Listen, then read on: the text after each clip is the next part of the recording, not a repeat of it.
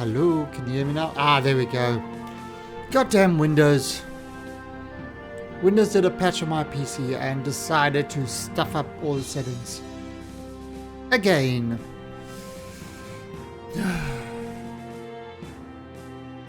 Anyway, so hopefully we should be all good now. So welcome to another stream. It's a good thing I actually monitor what's going on. Otherwise I'd have a bit of a problem, won't I? Alright, so what we are going to do today is we are going to continue our North Korea game. Now the whole Gregbus thing was a dream. It never happened. I don't recall any sort of thing with Gregbus at all. So obviously, if anybody thinks that Gregbus was a real Kerbal that went into space, they were mistaken. They were sadly mistaken. Gregbus was not real.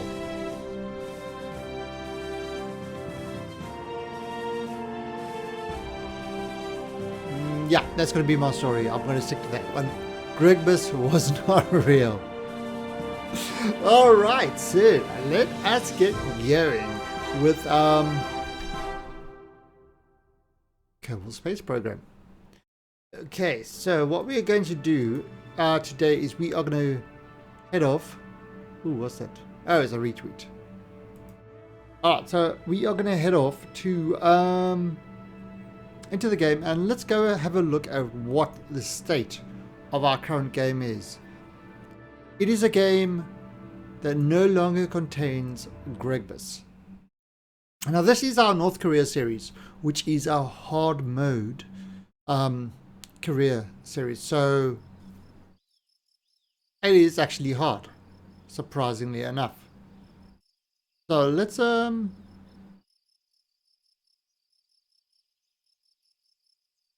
oh, all we've got is Border Space Casino. The Talang Space Program. Hey, Dovikin. Yeah, so... Oh, look at that. Is that... That must be the sun. Alright, no, that can't be the sun. Is that the moon? What is that? Let's just...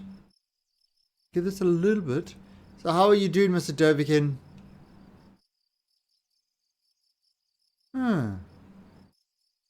Not sure what that is. Oh, it's just a star. Okay. Anyway, so let's have a look at what we've achieved so far.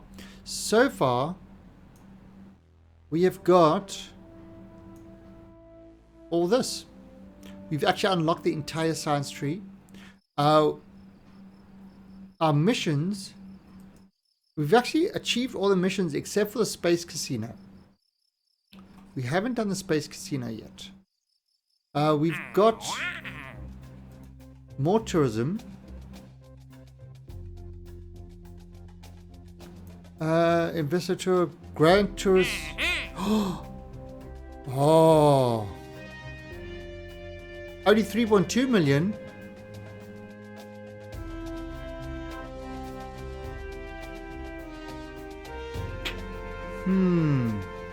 You know what? Let's get this one again. 3.2, but that was useful.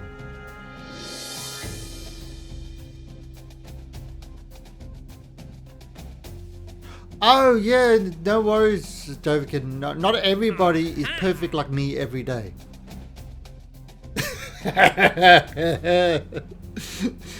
Yeah, no, don't worry about it. I mean, everybody has their good days, bad days, salty days, unsalty, saltino days. Some days it's a chocolate day. Some days it's other days. I am perfect. Perfect. And just to show you how perfect I am. Look. There's Cool Cat sleeping at the back. Look how cute that is. Look how cute he is. What's a Cool Cat? Cool Cat actually let me sleep till 5 a.m. this morning. He didn't wake me up 4 a.m. for his breakfast. He let me sleep till 5 a.m. I mean, he's so nice. He's so sweet to me. Gave me a whole extra hour of sleep. Alright, so we've taken the grand tours of Jewel. Right, because of that craft that we worked. Is he sleeping? Yeah. He sleeps, he likes those chairs. Those used to be the dining room table chairs. So we had like 4 of those around the dining room table, and he used to love those chairs. Yeah, he used to sleep there all the time. And then my wife says, no, we can't have these chairs in the dining room because every time I sit down, whenever I get up, I'm full of hair. So she got these like wooden chairs where the hair doesn't go. And he's not a fan of those. And when she moved, and then she sort of moved them out, and she wanted to throw them out or get rid of them. I said, you can't. Those are Cool Cat's chairs. And she's like, no, we have to get rid of the chairs. There's no space for them. And so I said, okay. If I take 2 and I put them at the back of my study, then at least he can keep his chairs because he likes sleeping on those chairs.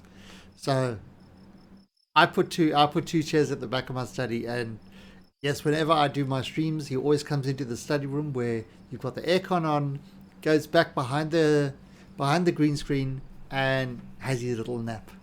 So Cool Cat is very happy with that. A very happy cat. Alright, but what we're going to do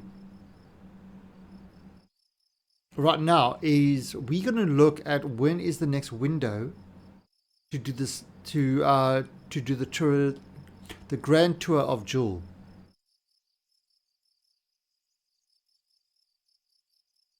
Yeah, Black Desert. I remember that game. I never got into it.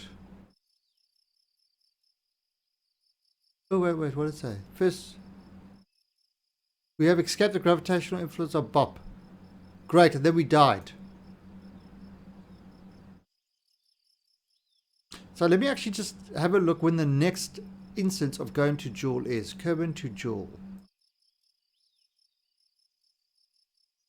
Oh, look at that. Actually, we could go now. That's 5,200. That's 5,000. We could actually go right now. Look at that. We can actually, yeah. I mean, it's 100 Delta V extra, but it saves us waiting another 400 days.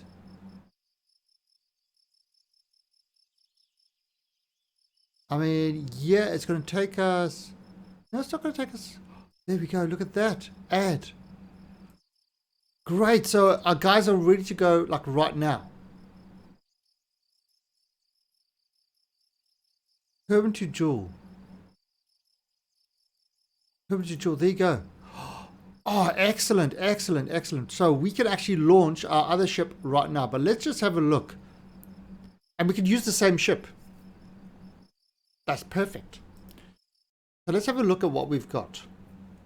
So the next tourist can start on his trip because we want to get this done. So what have we got? We've got the Not Duna miner. Oh, so that's the one mine that's up there. We've got the Duna space station. He's just happily going over here. Actually, let's fly him and see if he's got any more, what do we call it? What's the thing called? Any more science for us? Oh, he's full of science. Transmit all that science. Transmit it like you mean it. That's right. And look how happy everybody is. Deborah, they don't know that a pilot and another scientist went down. A pilot and a scientist got killed on Jewel. They don't know it. They are not being told the news because they think space is perfectly safe. It's gloriously safe. So yeah, they are unaware of what's just happened. Yeah, it's been a long time since I've had a MMO that's really sort of grabbed me. You know, the problem with a lot of them is, I don't know, just kind of I don't know if I got a lot of time for them, to be honest. But I do enjoy my MMOs.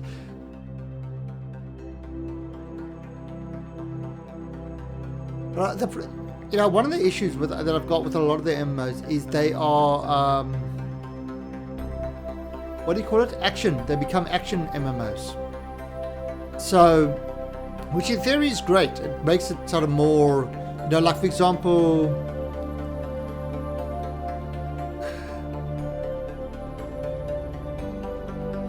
the theory of an action MMO with the action fighting and all that sort of stuff. Yeah, it's great. The problem that you've got with that is a lot of it, action-based combat and stuff like that.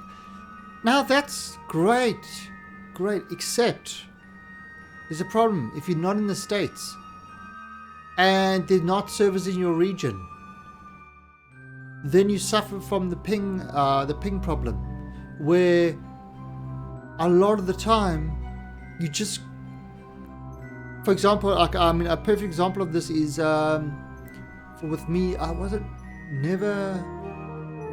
Neverwinter, or the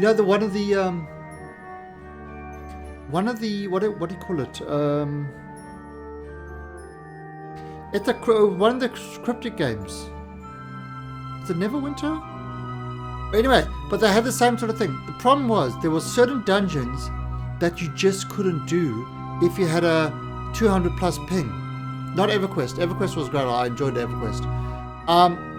It was Cryptic that did this.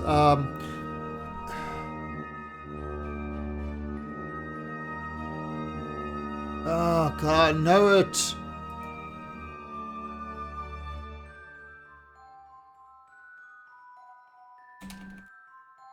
Pretty sure it was Neverwinter or Never.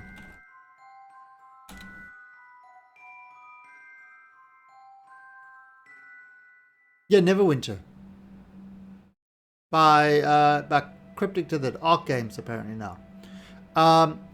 So the problem with that is that some of the big bosses at the end would throw out these red circles of destruction where things would go. You'd have to dodge out of the way. The issue was, if you had a 200 plus millisecond ping, you did not have enough time to get out of the way. So whenever you did those dungeons, it didn't matter how fast your reactions were, you could not escape the AoE of the monsters. So it meant going in a dungeon with you meant that you were going to die endless times. There was no way around it, and that's kind of a issue with a lot of the action-based MMOs, is that they don't take into account people's latency. Which, if you don't have a server in your region with sub 50 millisecond ping time, you're screwed. And that's kind of turned me off a lot of MMOs lately. Alright, so now we've sent all this stuff back. Let's see, what else have we got? Now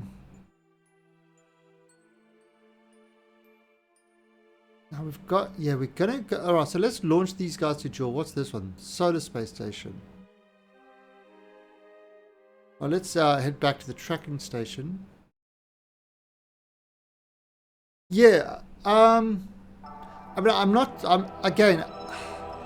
I remember seeing Black Desert Online and with everybody going in and trying to reserve plots of land and all that sort of stuff.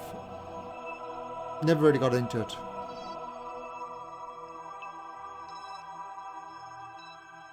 Kudos scrap. Refueler. Yeah, there's a refueler. Mooner Station. Mooner Miner. Dual refueler. Okay, so that would be around here. Whoa, where'd you go? There you go. There's the dual refueler. Dual comms is this big one over here.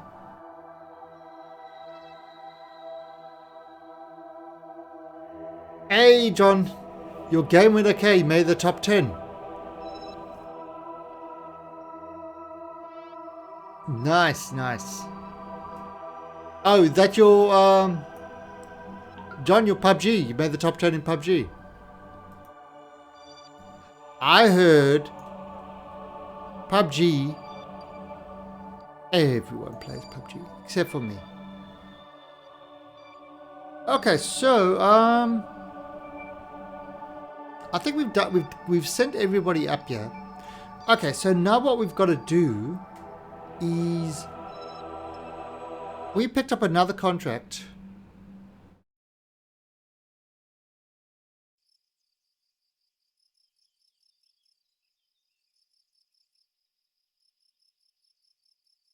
Yeah, I mean, I'll probably have to have a look at Black Desert Online again.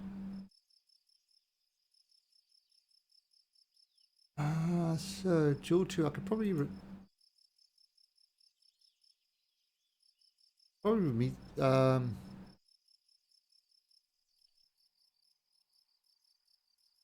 pay attention to Jewel. Ah, you see that ship's completely gone. All right, so Grand Tourist of Jewel, one pilot, Liaison. All right, so Gregbus was a dream. Gregbus Kerman did not exist.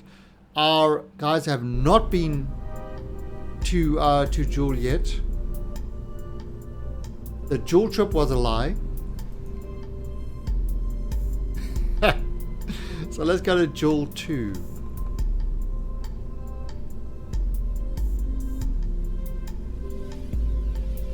Alright, so here is Jewel 2. Now this craft did work.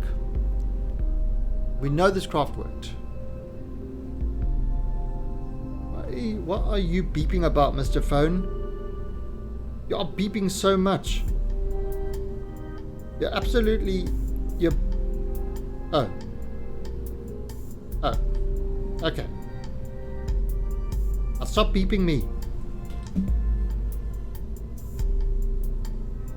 Yeah, I was winning first place like 3 times already today. Trying for professional ranking. You know what?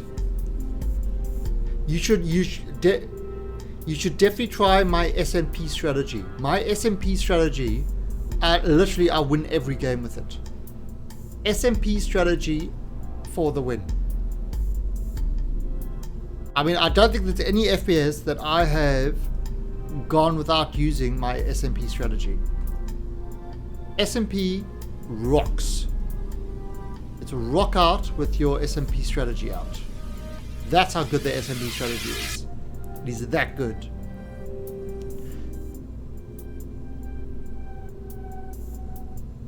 Alright, so is there anything else we can do here?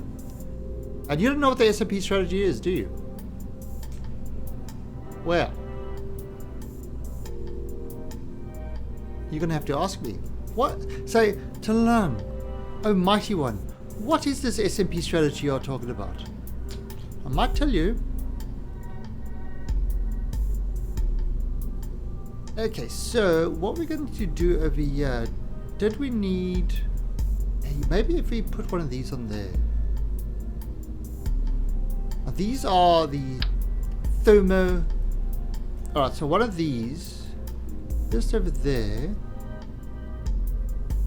should give us, in case of power problems.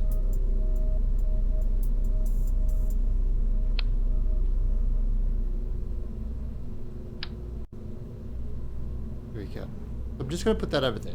Now that will allow us to recharge the batteries even when we don't have batteries. Or at least even when we don't have anything. Okay, so this should work. Now, do we have... Right, so... First of all, our tourist is going to have to go there. We're going to need a pilot. This time we're going to send Folders. And Noobles.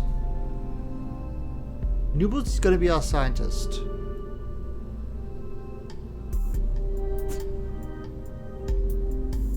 Okay, so that's who we're sending. Right, so they're ready to go to Jewel. Folders, Noobles, and Liaison Kerman, who wants his tour of Jewel. Alright, so they are ready to go. I'm going to call this Jewel 2. Still 2-2. Save and launch.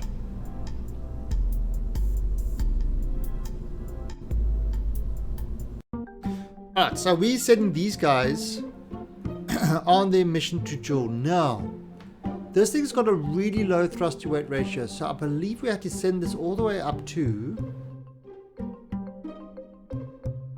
Do we have to send it up to like 300 kilometers or something? I can't remember the original one.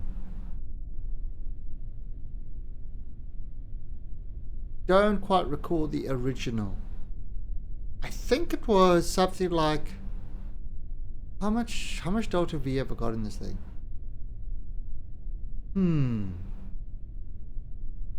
I don't quite recall. But anyway, let's this thing fly and let's see where we go. I think it was about 200 or 300. I think that's about right. Okay, so let's launch this bad boy. We've got our Folders, we've got Noobles, and we've got Liaison. All right, so 3, 2, 1, launch. Oh, look, we've got material status. We're going to turn on that.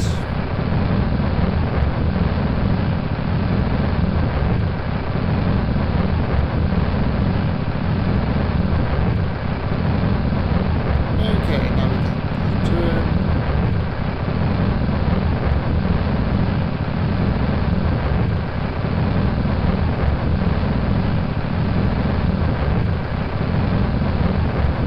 And we are airborne. Now remember, this is hard mode. There are no take backsies. This has to work first time. Otherwise we wouldn't have lost 3 Kerbals. How did we lose those 3 Kerbals? Well, they decided to go into a wormhole into another universe. It was absolutely, a planned maneuver. So we haven't really lost them. They're not part of our space program anymore. It was a bold and glorious new strategy we decided to adopt.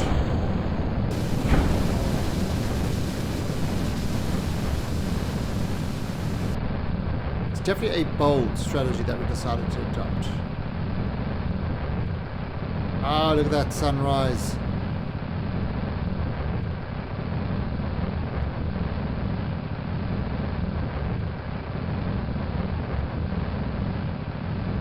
So we are taking this to the next level. They're on assignment, that's right. That's right. For we are looking for glorious new territories for our Kerbals to settle.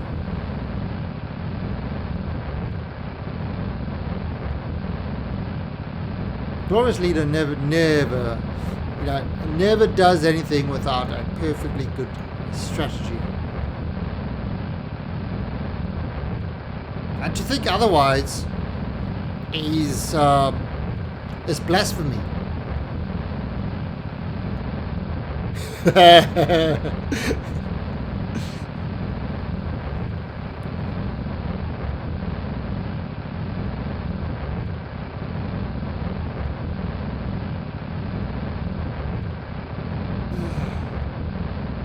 These Kerbals are there. They're just up to doing this sort of stuff all the time.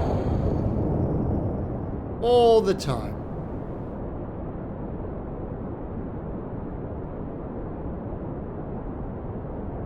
Although this does not appear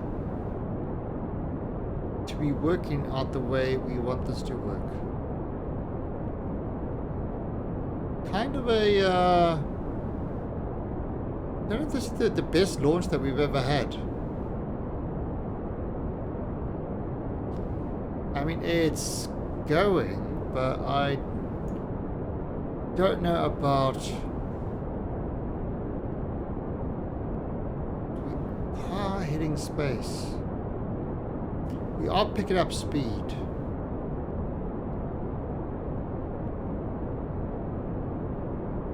But this engine is not the best for... Though we are pretty high, so it should be okay. I mean, look at our speed that we're getting at. It seems to be a pretty good launch.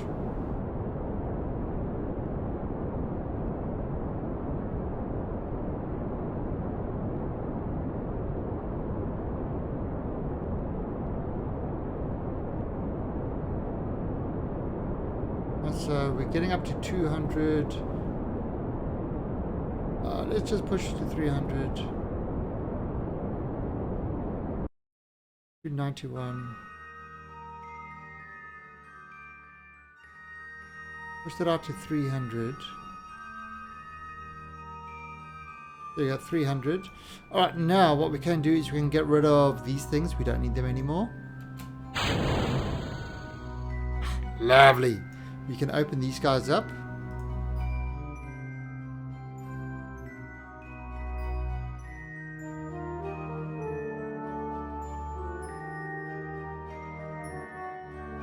Look at this, it's beautiful.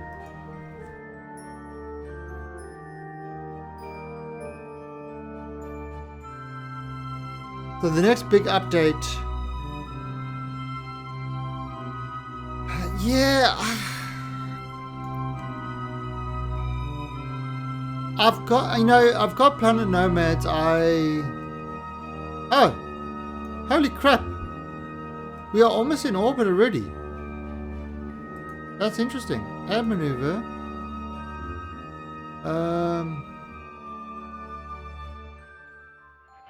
Check rise. And a 40135. Thank you for the follow.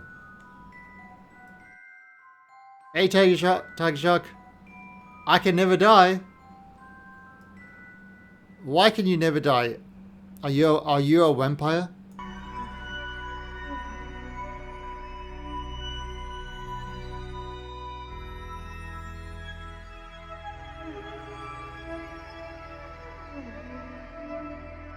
Yeah, I mean the editor had a lot of nice things, and so it's kind of it's a weird one. It's a weird one, Dovikin.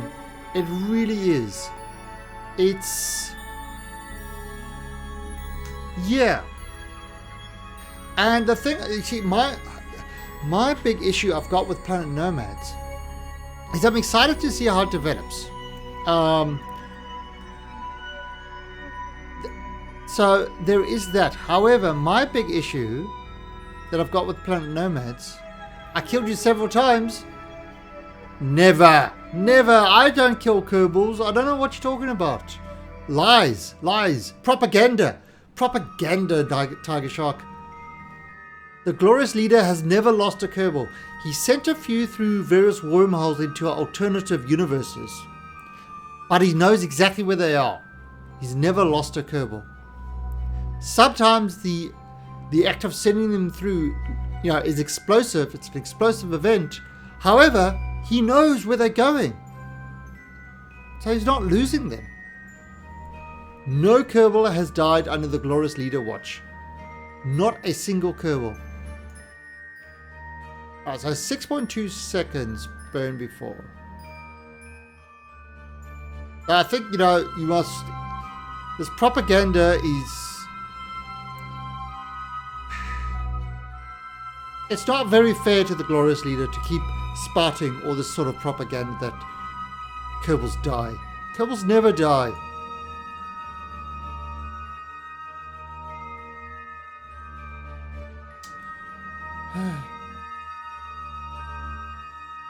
Not sure why we insist. Well, yes, Dovikin. That's the one thing that I just... Hi, cool. Yeah, well, Kenny, you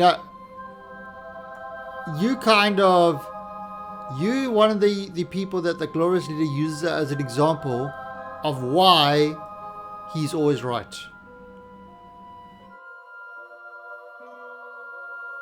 Yeah, the thing about Planet Nomads is, and games like Planet Nomads, is they have to have an exceptional story. to make it, you know, with all this sort of exploring and stuff like that, they have to really have an exceptional story to make it worthy of just being single player.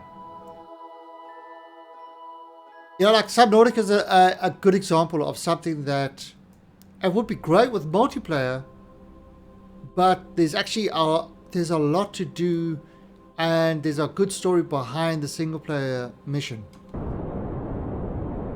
Yeah, Planet Nomads, I don't know what there is. You know, besides the survival part, they haven't revealed any of the story, or if there even is going to be a big story with it. Now, I'm not, you know, I was an early backer of Planet Nomads and stuff like that, so I want the game to succeed, but at the same token, I don't, you know, not putting in the multiplayer, I think, is just going to be a detriment. Yeah, it's a sandbox, but it's kind of like we'll just have to see how it progresses. I haven't, to be honest, I haven't been on it in a long time. I haven't felt an urge to go back to it for a long time.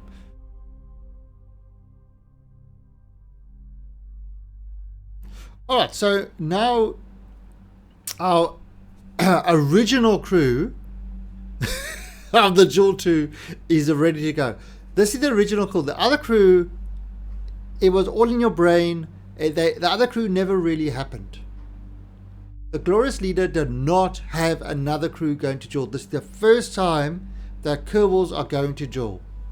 The very first time. And you cannot argue with the Glorious Leader because he's always right. So let's show ejection angle.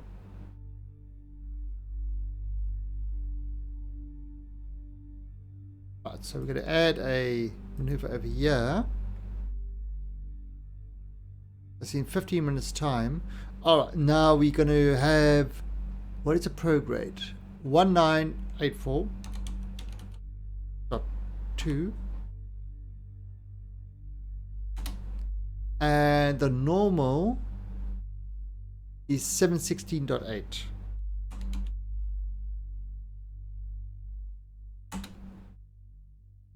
Alright, so let's have a look.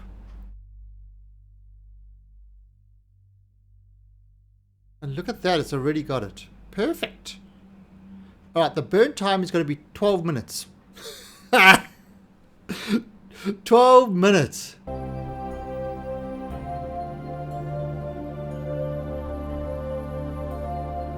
Okay, so in 12 minutes time, well no, in 5 minutes and 44 seconds we are going to be doing the burn. Now this first burn is going to be really quick, but this first stage is not going to last long, and then the nukes are going to fire up.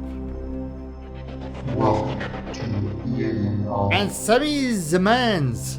How are you, Mr. Sammy Zamans? Thank you for the follow and welcome to the Alien Army. Alright, now one of the reasons we put us into a 300 kilometer orbit was because of that thing cutting by. Now, I suppose I could have done better with a 200 kilometer orbit. Sorry, where's this? There you go. Because what's going to happen is we're going to start burning there and it's going to cut across. 200 kilometer orbit probably would have done it. At 300. Yeah, I mean, I heard the physics in Space Engineers, because it's the same group that did it, is also good.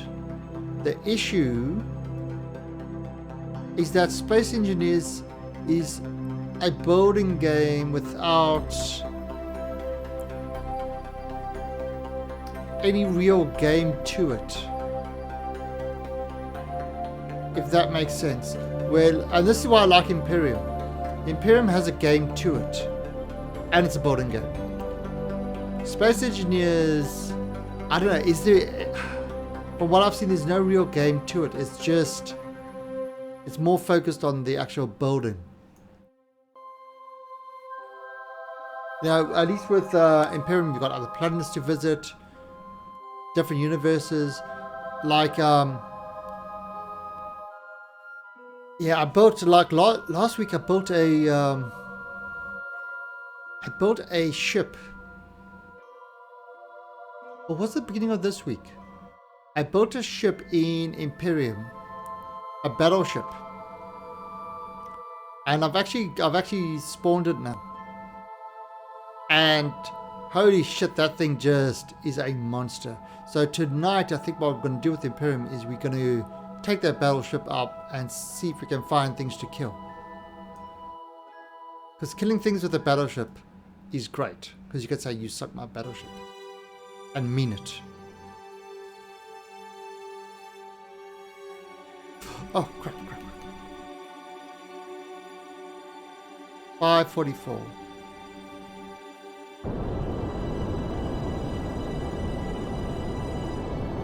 So that's burning. It's burning this up.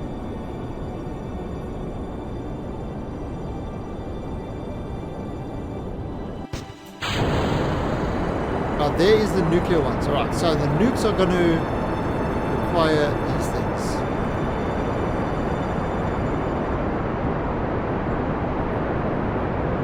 So I mean, this design was good. There was nothing wrong with this design. And we were doing really, really well. I mean, look at it, still got 7,800 Delta V left. 7,800, that's like huge. Look how happy they are. And Blue Hazardous Gamer, thank you for the follow and welcome to the Alien Army.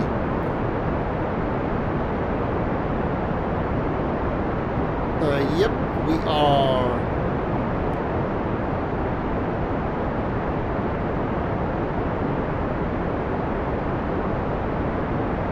heading up.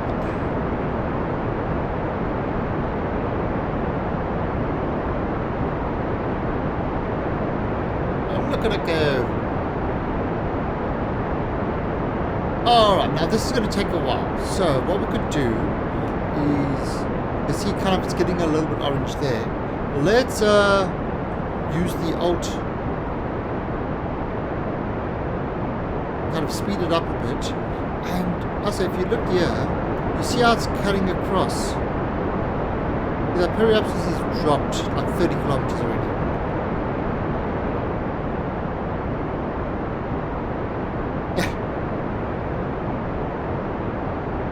Yeah, no, I understand that, Jovic, but that's kind of, yeah, that's to me to keep a, like, I mean, like I said, it's a great building game if you just want to build stuff. But if you want to have a game, then, you know, actual game, then Imperium is more of a game. That's kind of, but for building, Space Engineers has got the superior building aspect. Because, you know, they try to model the physics and everything else right. So, again, different things for different folks, but I like the Imperium, I like the game part of the Imperium. You know, it's, but it's kind of like, you know, like this game, for example, it's kind of got a little bit of both. It's got the building aspect, but it's a very set building aspect. And then it's got the kind of the physics modeling. So it's got a little bit of both. And it's actual, you know, it's a game that you can play for a long time.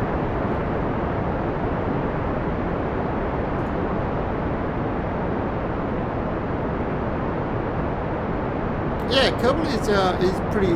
Kerbal is an awesome game, and with the mods, I mean, I think the mods have added greatly to the success of Kerbal. You know, without modding,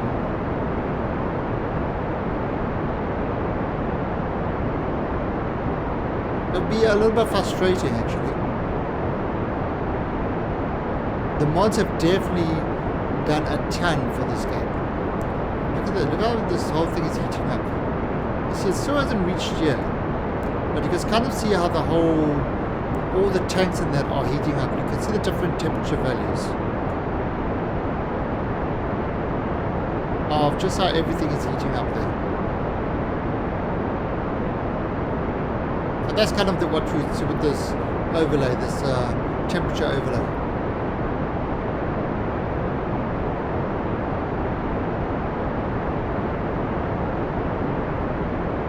Right, so Lizon, you are on the way to Jewel.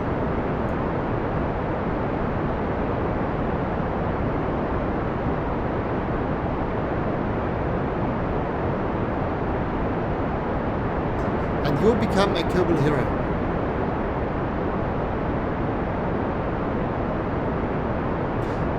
Yeah, like I don't know, I was just thinking the same thing, like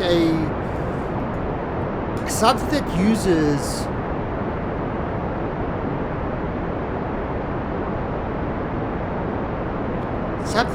kind of proper physics, but has a building aspect to it, but kind of has some sort of sci-fi to it.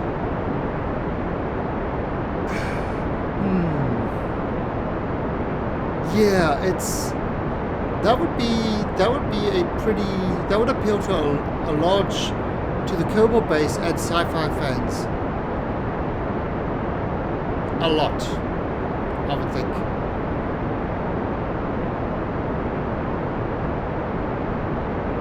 Right, so let's slow this down.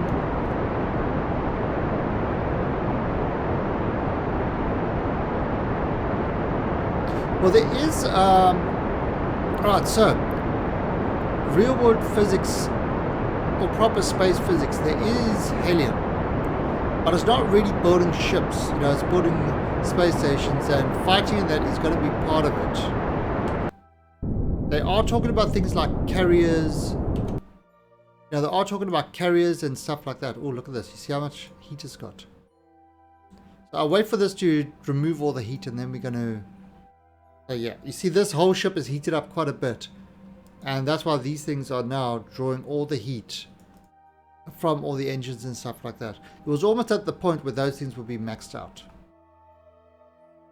Alright, so let's have a look at where we're going. Oh. Wow, I think we shot past it a bit.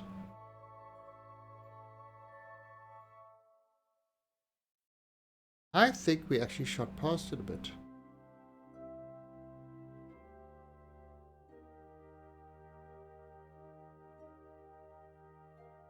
Let's have a look here quickly.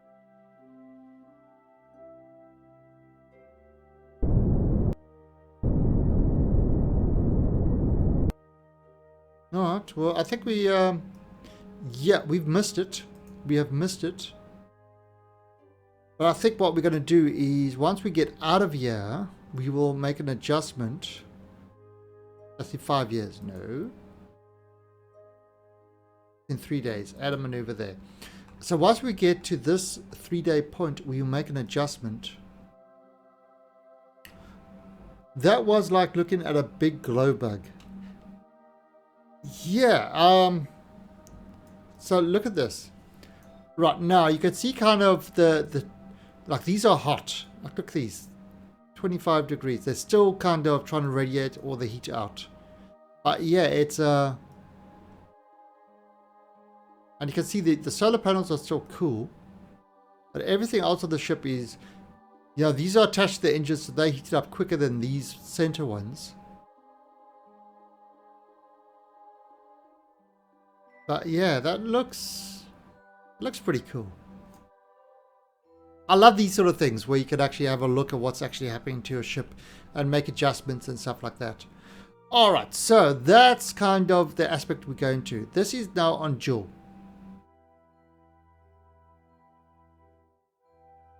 Well, the thing is, it's not just having development skills. It's actually having the time and having the time and the willingness to actually put in the time for that.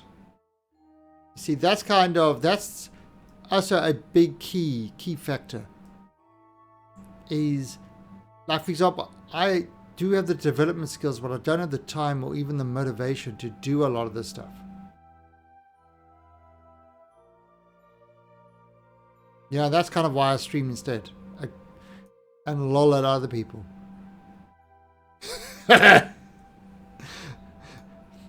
Yes, I am a bad man.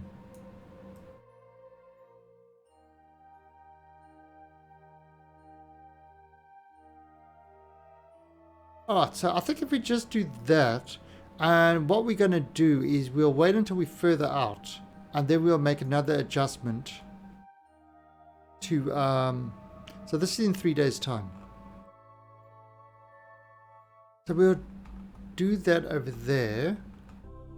And that would just get us with the encounter. And then we'll have to have a look at another adjustment a little bit further on to kind of get us into that right sort of aspect that we want. You know, to try and get us into that sort of really cheap orbit.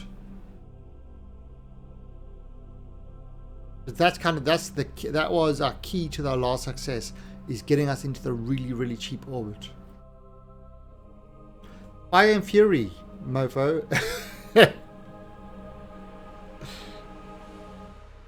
Right, so we're going to add this alarm. And let's kind of... Hey, look at me. I'm going so fast. Bye, Cuban. Bye. See you later.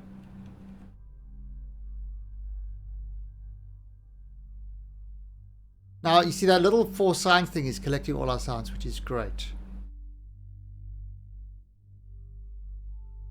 Yeah, it's just busy collecting all the signs, so we don't have to worry about collecting signs. It does it all. Oh, there we go.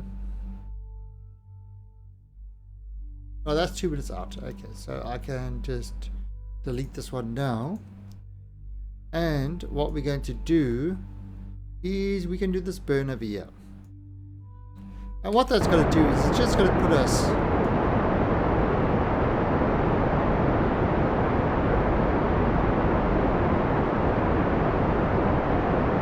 we go.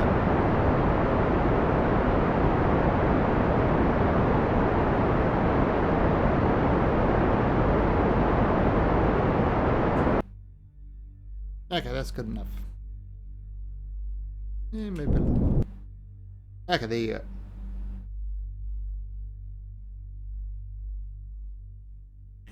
Oh, what I discovered, another reason why I want more.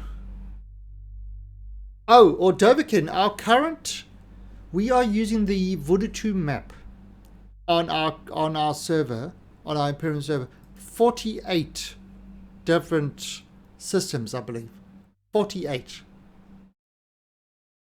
So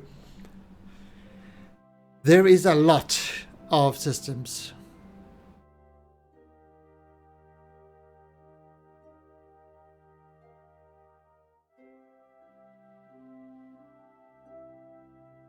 Alright, so now I need to find out where I can play something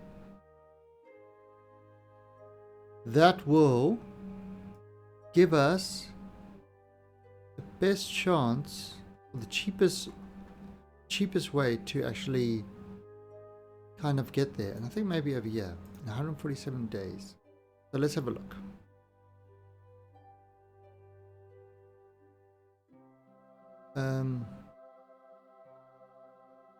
Actually, no, we could do it. What did we use? Last time we used Vel. Or was it Tylo? We'll see. Okay, so first step is to get this down.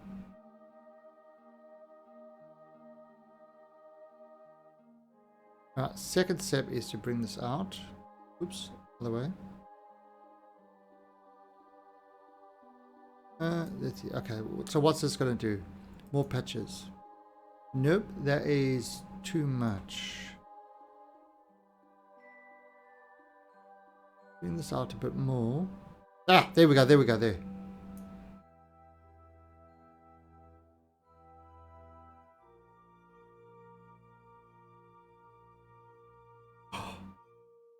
Holy crap.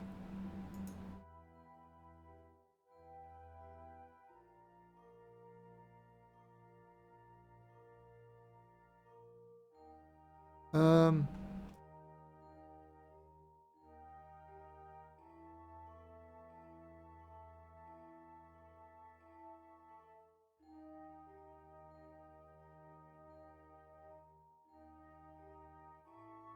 $432.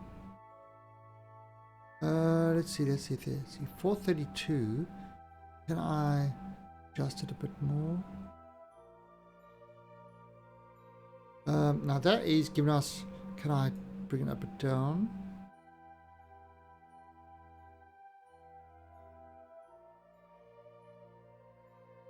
And bring it a bit closer. Oops.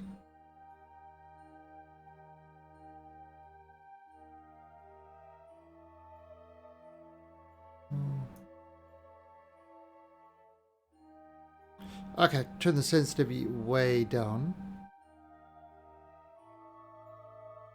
That's 81.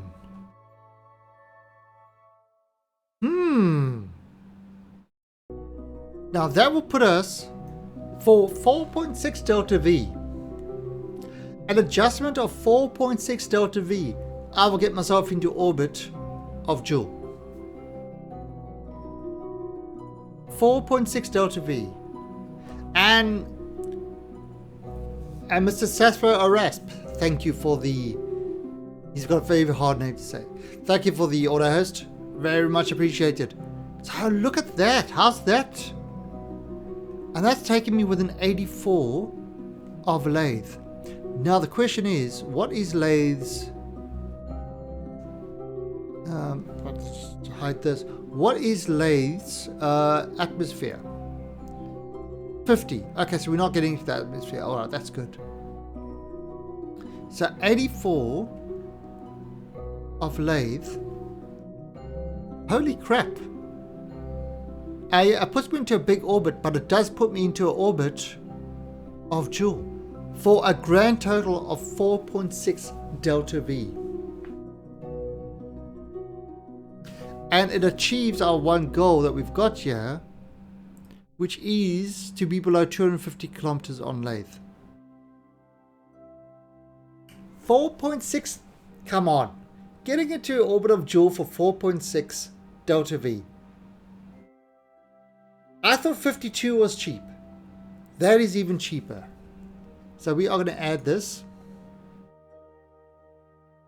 147 days. Wow. Wow.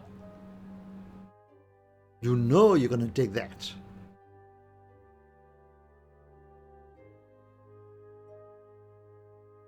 Definitely a good thing. Holy crap. I could live with that. Alright, so we've got that alarm done. We can actually take this curve into Joule. This Joule 2 is dead now. It went into another galaxy, so we're not going to track it anymore. But that is done. Okay. So let's go.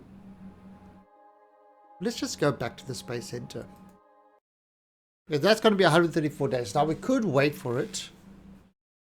We could just sit here and go, Or, while that's on the way, we could look at doing something else. Which is starting to build our casino.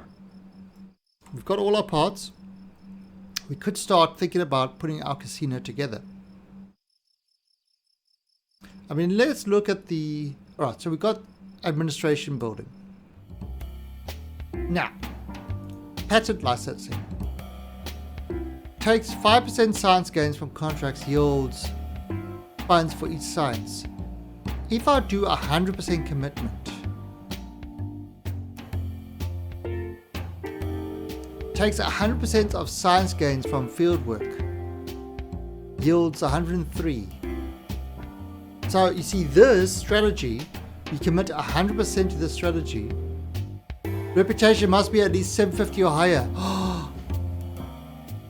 Current reputation 109. Oh God.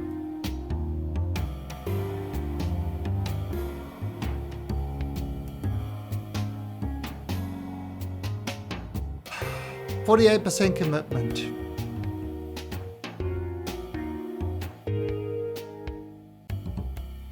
Alright, so it's taking 48% of my science and it's converting that into money, which is important. Now,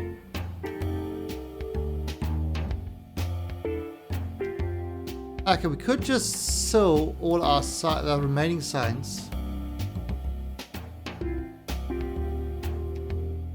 and raise funds that way. 5% of funds incomes.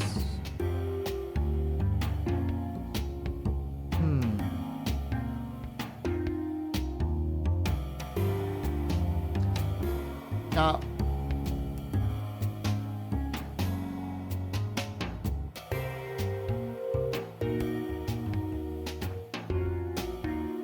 leadership initiative. For 7%. Okay. Not sure about that strategy. But anyway, so we got this one running. So we've got a patent licensing agreement. Basically, we've turned into a patent troll. We're using our science and research to troll all the other things. 3.88. All right, so it is time. Well, let's actually have a look at the asteroid complex. So we've got 13 assigned. We've got 5 in another. KIA, that means a Kerbal Interstellar Agreement. That's what KIA means. Because we've sent them into a wormhole to do other things. So it's a Kerbal Interstellar Agreement that's happened between us and an alien nation. It's all true. It's all true. They haven't really been lost. We never lose Kerbals. Valentina was the first pilot to go. Well, we've sent 2. We haven't sent in engineers. Yeah, we haven't sent any engineers because it's like engineers. It's a universe reassignment. Yeah, it is a Kerbal Interstellar Agreement that's established between us and an alien race who lives in a different dimension. For some reason they call the dimension death, but we don't know why. Because the Kerbals are still alive and well. They're just in a whole other time zone. So we've got no contact with them. One day they will come back and tell us all about it. So that's what we're going. All right, so this is true, Kenny. This is true. But like I said, hey, Mr. Mike, look at Mike drops in to drop his slot machines. Game over, man. Game over. Oh, you saw something about this in the history? You see, the glorious leader never tells porcupines. Ever. All right, so what we've got another assignment. We could take other assignments, but I think we're going to, while we're doing the grand tour of Jewel, I think we're going to start working on our space casino. So, what we've got to do for our space casino is we've got to have 4 asteroids up there. So let's have a look at what we've got in our tracking station. We do have 4 asteroids in orbit. So, alright, so we've got 1 asteroid, the Glorious Glory, the Glorious Hemorrhoid, the Glorious Right Nut, and the Glorious Left Nut. That's got. Why you know have name?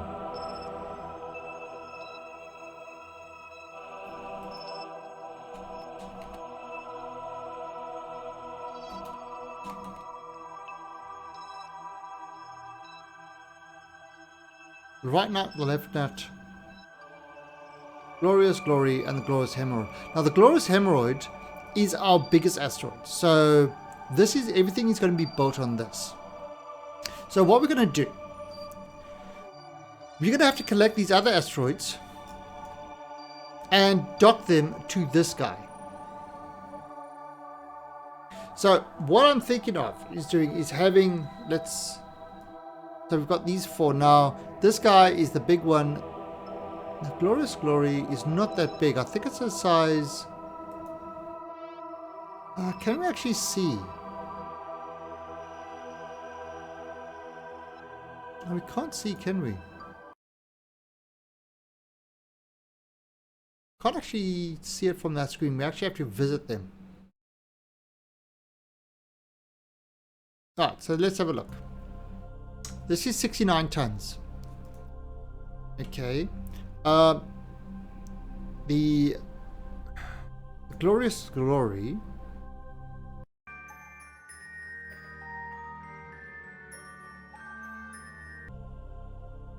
The Glorious Glory is only 14 tons.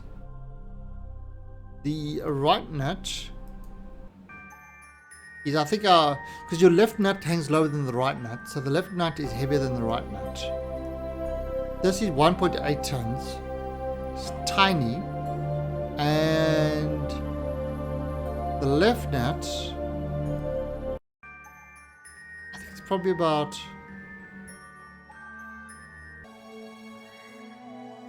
34 tons. Right. So basically you've got this in order. You've got the Glorious Hemorrhoid, which is our biggie, followed by the left nut, then you got the Glorious Glory, and then you got the Glorious right nut. So what we're going to have to do is we're going to have to get them all to dock with the Glorious Hemorrhoid. And it's going to be glorious. Absolutely glorious. So we've got to figure out how to do this. Now, the first step we're going to do... Why do you change names again?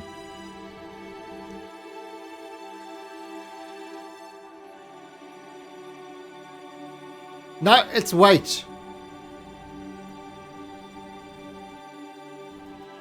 Don't you bring real life physics over here. It is unappreciated and not wanted. I can't even rename this. Slowest clock ever. Oh wow, Kenny's getting ready to go. He's getting ready to go to work. Alright, so this is what we're going to do. We're going to look at designing something to do this moving. So first of all, what we've got to do. This is going to be a very expensive thing.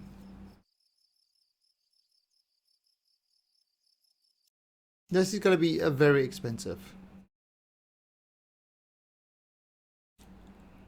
Alright, so if we use the remote guidance over here, then we use the grabby claw.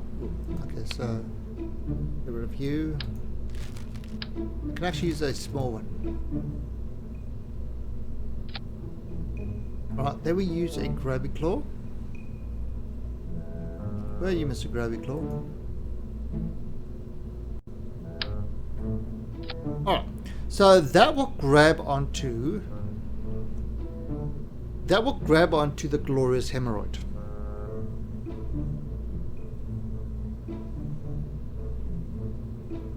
Okay, so we're going to call this the main...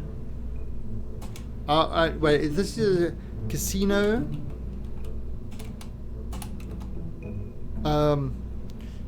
Okay, so this is going to be the casino main coupler.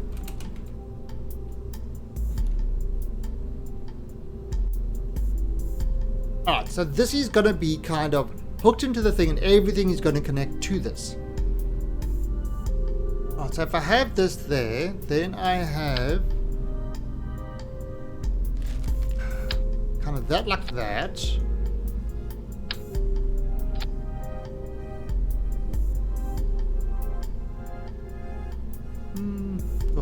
people.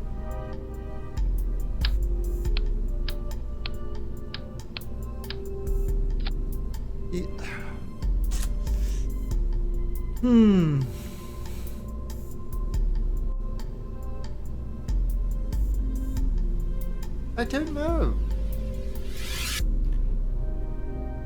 The adventure? Really?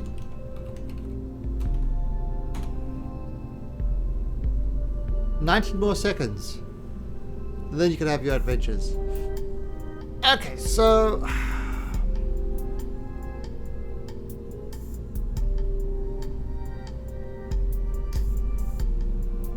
No, so what we're going to do, are we going to... Welcome to the Alien Army. And Thibaut Lebeau, Richco, thank you for the follow and welcome to the Alien Army. Alright, so you see what we're going to have is we're going to have a structure that is going to grab like that. It's going to go grab, and then the other asteroids are going to come and they're going to plug into it. Kind of like a...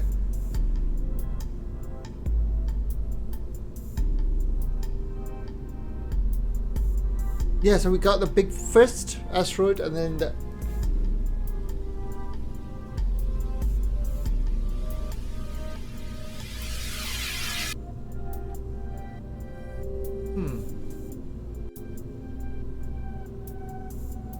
Alright, so...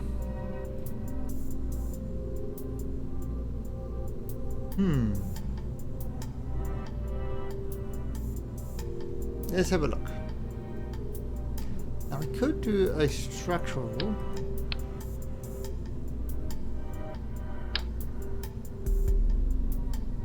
Oh, why? Thank you, G-Town. I've had lots of practice.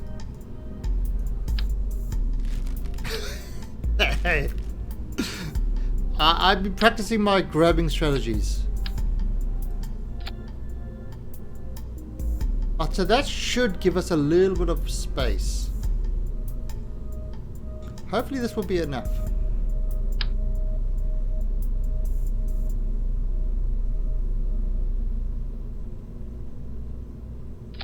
See, now if I do like this,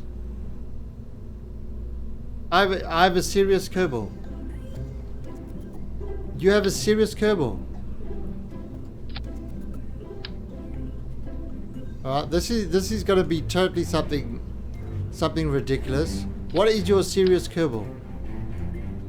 Serious McSerious face?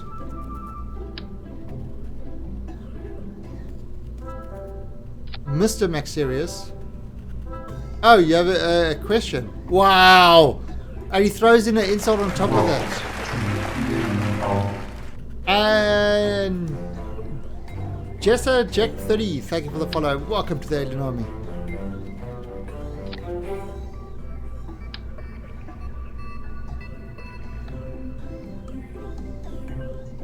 Okay, what is your serious question?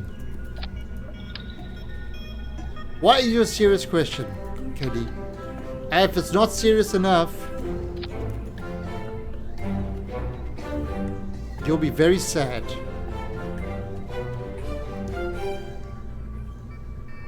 Look at this.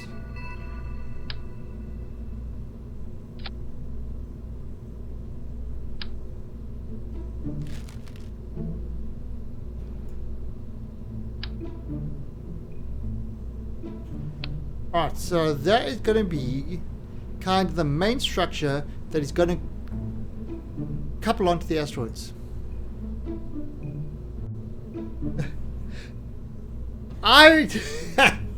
It's true. It's true. I forget people's names very easily. Well, we're not catching the asteroids. What we are doing is we are trying to take the 4 asteroids that we caught and bringing it together. If you make a rocket with the 3-person pod, save it.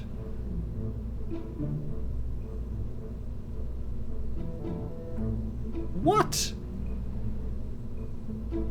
What, Kenny?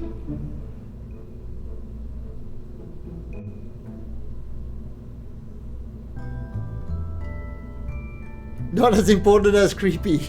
It's true. It's true. It's true. Kenny, what are you talking about?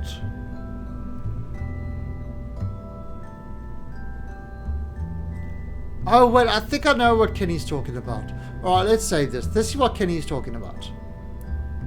Okay, so Kenny's talking about this. So if you make... There you go. That's a 3-person pod. Now, let's make a ship. And...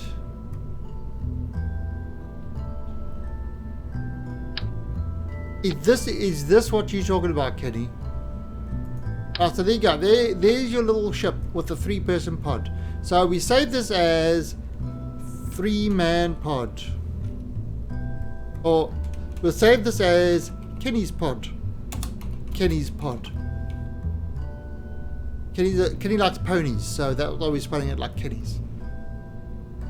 I know. It's... No, you know what it is? It's like Sam is another one. I always spell his name wrong. I remember certain aspects of things, but I'm terrible at remembering names. I am the worst at remembering names. Do you know what? I even forgot my own birthday. Somebody asked me when my birthday was, and I told them a date. And then afterwards I realized I gave them the wrong date. I forgot my birthday. I gave them Michael Jackson's birthday. Why do I know Michael Jackson's birthday? I don't freaking know. I think I just seen in an article, and so when they asked me for my birthday, I gave him his birthday. It's like, and I tried changing the 3-person cut. So you can't move it away, can you, Kenny? You can't. There's a 3-person pod. So now I want to remove this pod, and I can't do it. I can't unclick it. It's like stuck there. Well, Kenny, that is what this tool over here called reroute is all about. See, tool reroute. So you take the reroute, and I set this as my main route. Now I can take that away. Yeah, I can get rid of that. And there you go.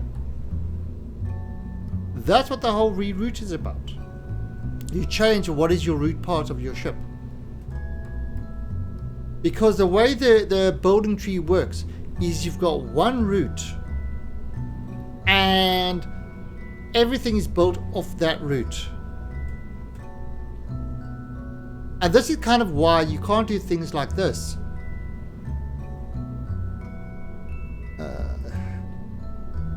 Oh, I haven't unlocked any other wings. But it's kind of why you can't do things like this. So if I take... I'm just going to use this as an example. Let me do... actually it doesn't matter. Just do R. Right, so it's why you can't do things like this.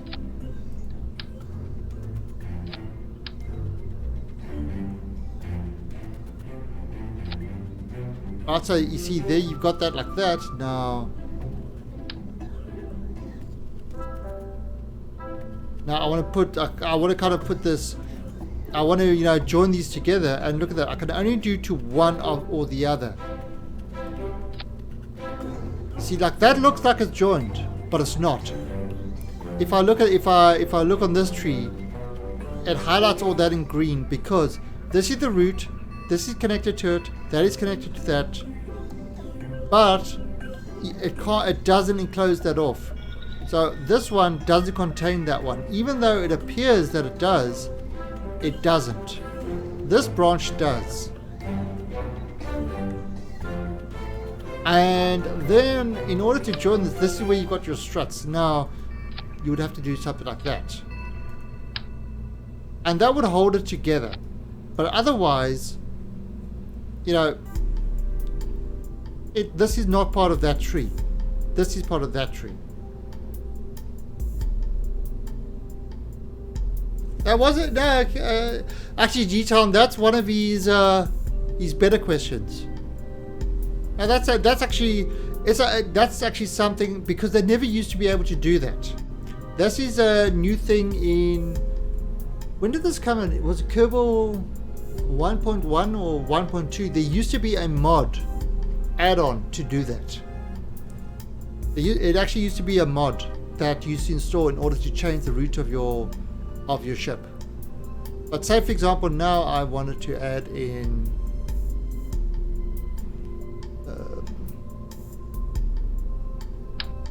I throw that there. Okay, now obviously pick this up, it moves the whole ship. This just moves that. Reroute, click on that. See, it says, yep, select, click it again. Right, and now I can move this away. And everything is now, that is now the route.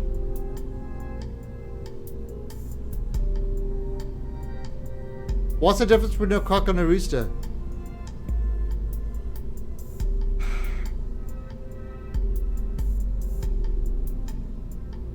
No, Kenny, no. No. I'm going to say it's something, but it'll be too rude, so I'm not going to say it.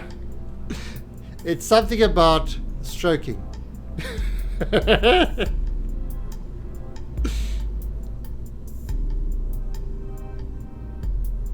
Alright, so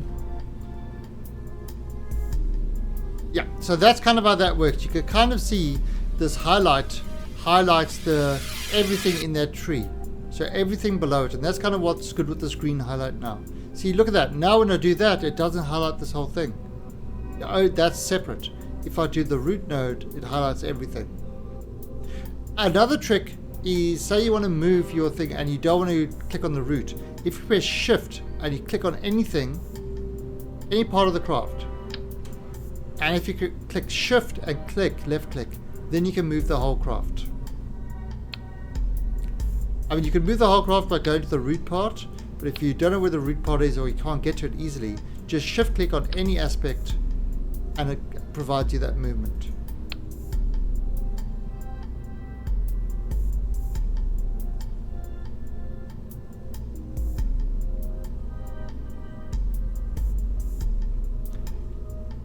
We are not lowering the thing of adventures. You guys have got way too much things on adventures. If anything, I'm going to raise the time between adventures. Raise it, I tell you. Okay, so that's so that answers Kenny's question. Anybody, while I'm here, anybody got any other questions about kind of building aspects and things like that? Let's just ask away. You know about so say for example, you know about things like this. Right, so say I put this there. Okay, now, obviously this is at a slightly weird angle. So if we use the move tool, so look at that. I want to sink this into that, and there's no real way to do that because you see these things, it says up, left, right, but I just wanted to go forward straight into that. Hey, Mr. Wizard! Mr. Sniffle Wizard! How are you doing, sir? Look at this, look. It's a wizard.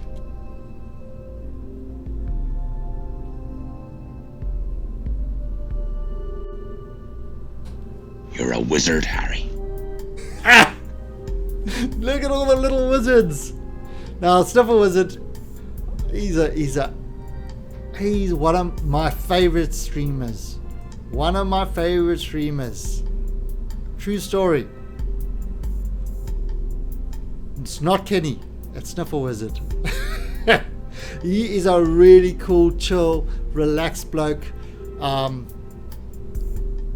he's actually a real wizard. He is a wizard of the rhyme at the right time. So yeah, you should give the Sniffle a follow. There you go. Give him a follow. Yeah, I haven't seen him online for quite a while. What have you been up to, Mr. Sniffle? Anyway, But while Steph is going to answer that. So, right, one of the things we wanted to do, say we wanted to move this, sync this into there. But these guys, look at these arrows there. Now, a little trick you can do is you press F. And the offset is local.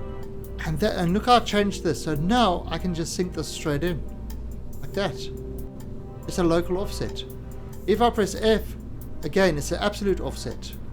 That provides a different thing. But F, local, will give you that nice sync-in feeling. He's a very hairy wizard, it's true. It's true. He even shows these, except for the top of his head. You've been working. Nice, nice. Well, great. I just dropped my phone on my face.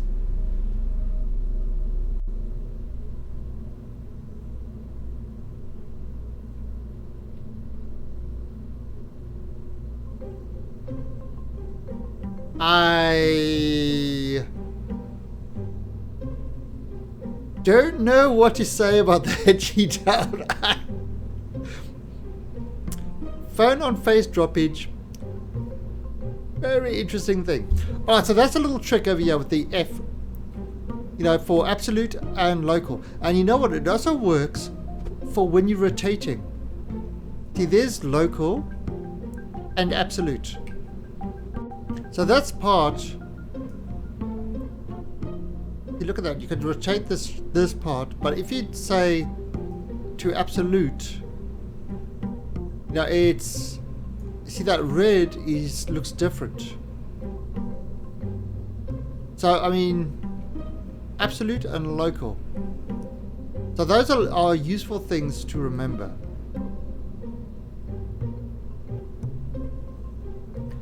So F switches between the two things. So yeah, so when you're boarding, that's another with all these things. So we've got the reroute, rotate, and move. And you see, it tells you over here, there's a little button. There's nothing there, but I practically punched myself. I got the OG V20. Bigger than my fist.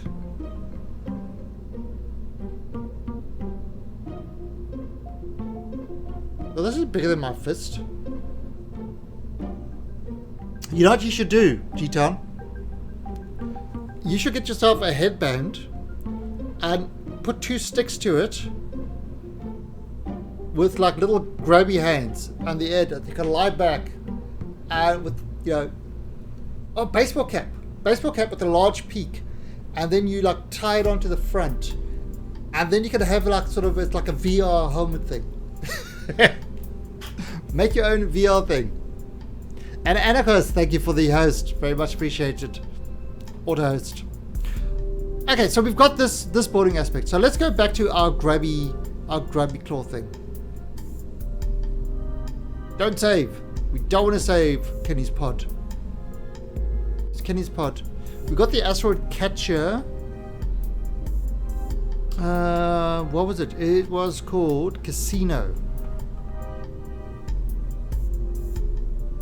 Casino main coupler. Okay, so this is going to be the casino main coupler. This is going to connect to the hemorrhoid, and then we're going to have the left nut, right nut, the glory. Oh.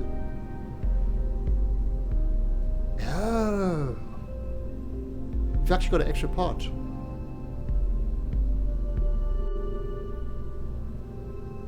It was called the USS Creepy. That's, yeah, but the creepy bot is in the he's in Kerbicide. He's not in this game. There's no creepy bot in this game. Actually, what happened to creepy bot? Because creepy bot was a bot somebody made that came into the IRC channel. Alright, so this looks good. Now it looks legit. We've got, so we can have,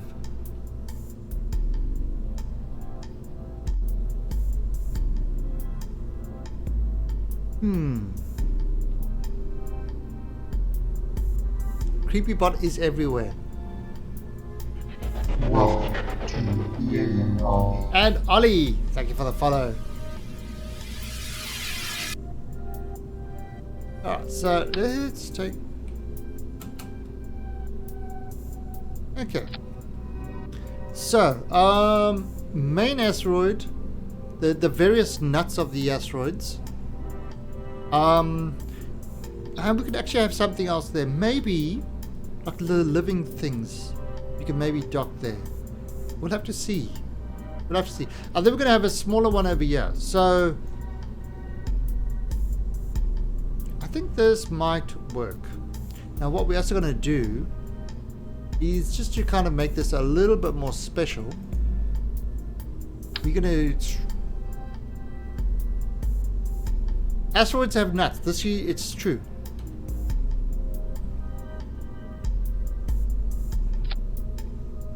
You're going to do that. Look at that. Now, this actually might turn out to be a bad idea. Alright, so that's kind of provided some strength. Also, we're gonna need, how many lights do we need?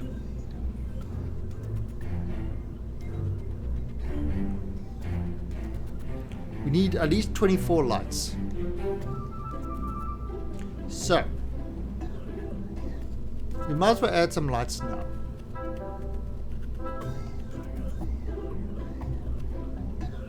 No, Gregbus is still alive. I don't know where people are coming with the idea that Gregbus got killed. Gregbus did not die.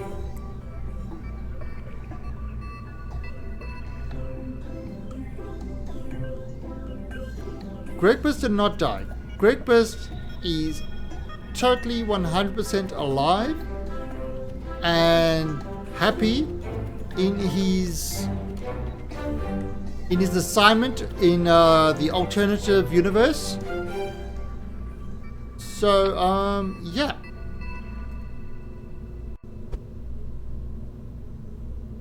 Nothing wrong with Gregbus. Alright, now what color should we make these lights? You see, we can actually try to do them, like, should we make them kind of maybe more of a kind of greenish haze to it? See, look, you can see the lights over there. Maybe a bit more. There you go, like that pinkish. Yeah, looks good. Lights off. Okay, so that will be those. Now we're gonna, oops, Alt, and we're gonna do the same via.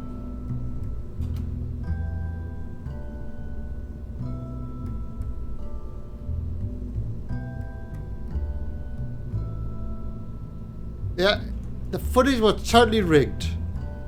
It never happened. The glorious leader has no idea what you're talking about. It's propaganda from the media companies not wanting the glorious leaders to succeed, when it clearly shows that Gregbus entered a wormhole to go to another universe. I mean, clearly shows that. So I don't know where you're getting your information from, but it's definitely not speaking of the reality of the situation.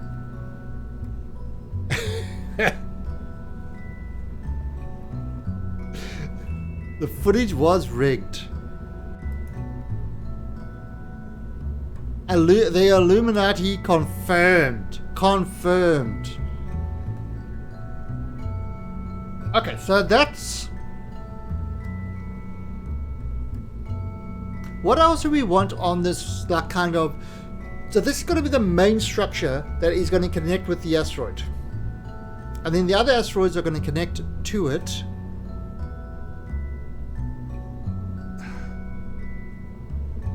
Now we're gonna have to have a lot of electric charge. You know what we could do? Since we need, how much electric charge? We need 100,000.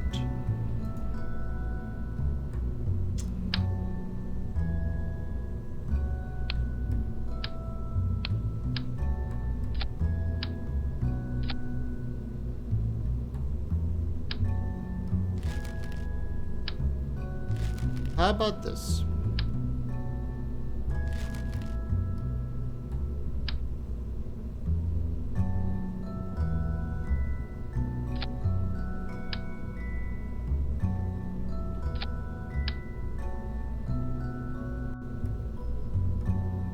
Alright.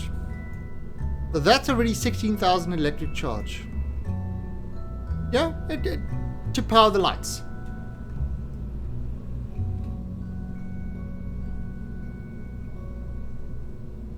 So that is going to be our main structure.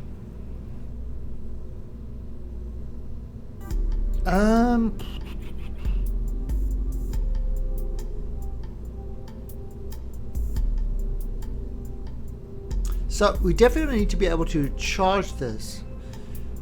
Do we want... See, if I put it there, it's going to be useless to put that there because it's going to be in the shadow. This just in, we have confirmed report that Gregbus was swallowed by a giant rogue space... Wow! I deny your allegations of giant space buttholes. I deny them!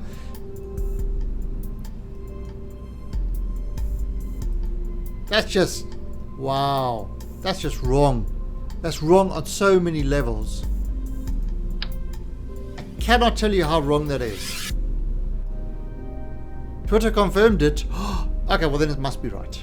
Because what's on Twitter is always 100% accurate. Scientifically proven. Yeah, I can't deny the facts. However, let me give you some alternative facts. Because alternative facts are the way you do facts nowadays. You have the actual facts and alternative facts. This is why I have a fax machine still. People got rid of their fax machines because they thought, you know what? Fax machines. No. Fax machines, you know, they're not really a thing. But I knew that fax machines were indeed a thing.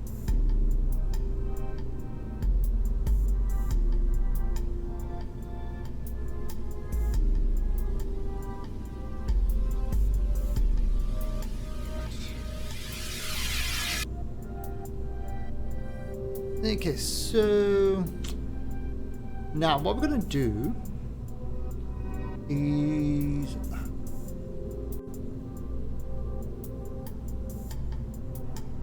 I definitely have to have this covered.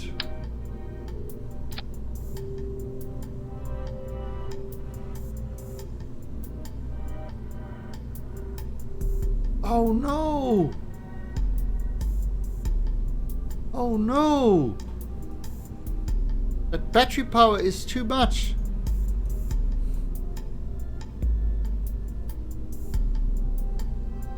Okay. Shit.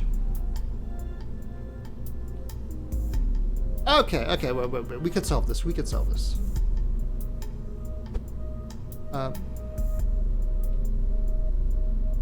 Just do them one inside. One click inside.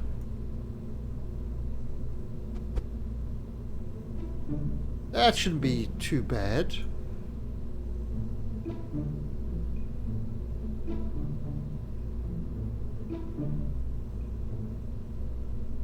Oh, come on. Where is the problem? Where is the problem? Really? Really?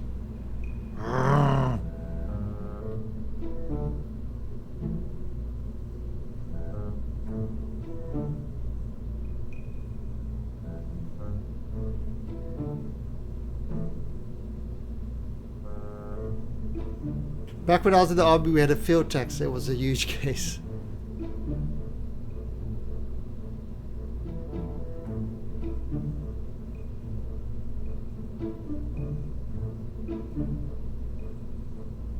I had to. Well.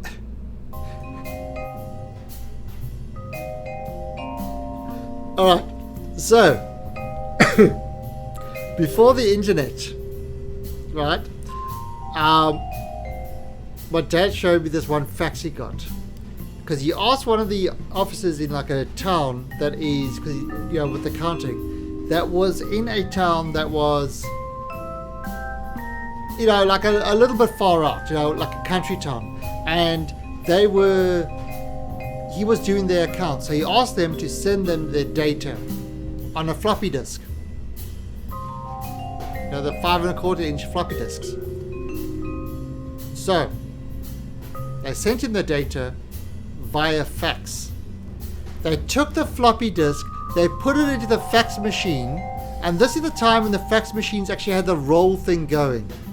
And they faxed the floppy disk. What's a floppy disk? Hey, Cheetan, don't worry, we have those. We have those. They actually faxed the floppy disk. And it wasn't, you know, like nowadays your fax machines are like flatbed things. In the old days, it used to have like a wheel thing where it actually used to rotate it around like a typewriter. You know, rotate it around the roll.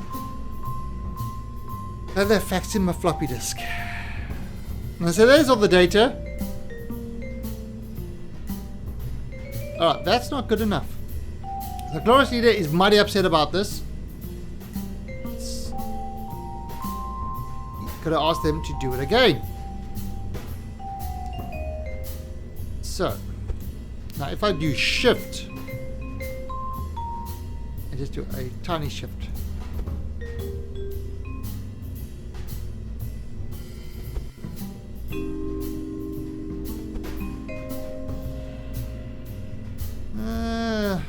Okay, let's see how this works. And boat ferry.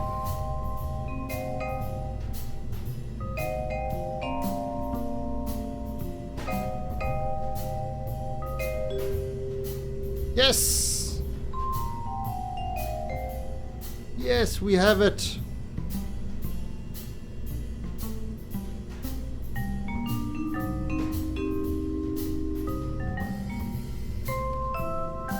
We have it. Perfect. And Elkai Bim. Thank you for the follow. And welcome to the Alien Army. This looks like an air raid siren. You said the magic word. Kapow. Right. UFOs. Alright, it does actually. It does look a little bit like that. But really it's the initial connection, and then everything, the space station would be built out from here.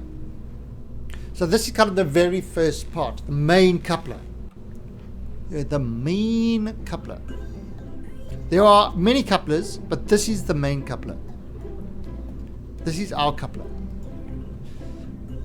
Okay, so what are we going to do with this? We are going to have to Mr. Greater Gamer with the auto host. Thank you very much.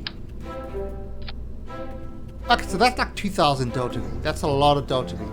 That's all it really needs. Okay, we're gonna have to obviously get rid of this at some stage. So let's put these guys up there like this. I really like this idea. See, this idea is pretty cool because what you do is you do this like this. Okay, and you throw those. At the same time, you do the decouple. So when you decouple, it fires those, and it sends this. I don't see any. Well, no, we've got to build it up in part. We can't launch the whole thing. I mean, look at this. Look at this casino, right? Look what we need to do for this casino. It's got to have 4 asteroids. It's got to have accommodation for 100 Kerbals. It's got to have 2 docking nodes. Yeah. Data transmitters. Yeah. 24 lights. And 100,000 electric charge. 100,000. And to work with the auto host, thank you very much. Alright, now what's missing over here is we need some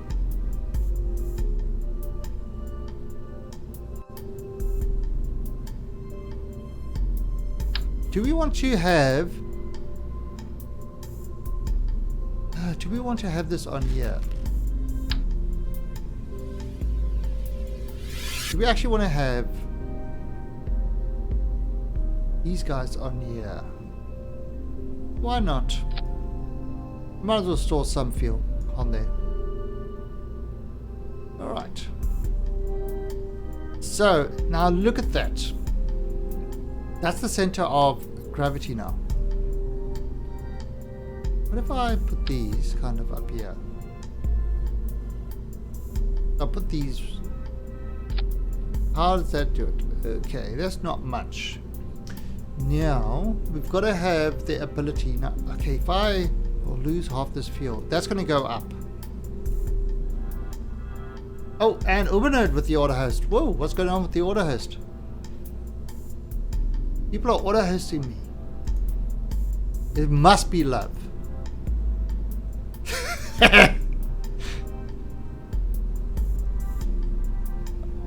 It's either that or I'm the only one on. Alright, so if I put this up there like that. So, this is going to be our part. It should be able to get this guy up there, get him in track. Now, what we also want to do... Well, I know, I don't understand it. It makes no sense.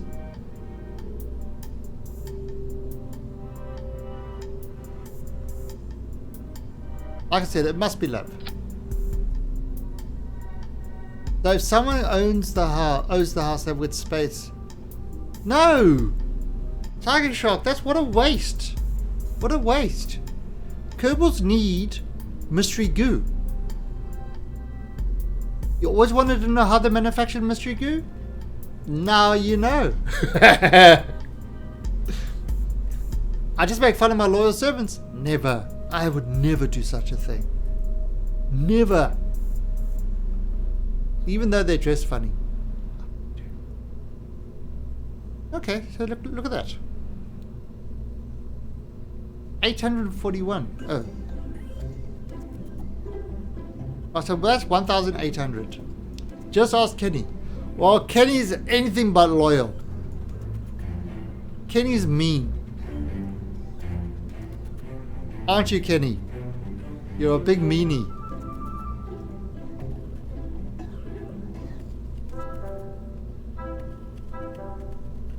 Kenny's a meanie. Okay, so...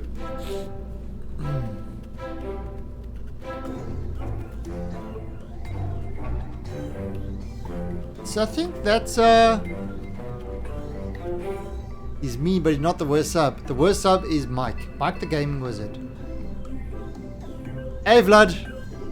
Yeah, thanks for popping in. Okay, so there we go. We've got, this is our main coupler. Again, we don't really want to do too much else on this. It's got no... There's no way to generate extra power to this. I miss a Max Q. Hello to you, sir. So what we could do... We've got an antenna, we've got lights. Oh, we actually need more lights.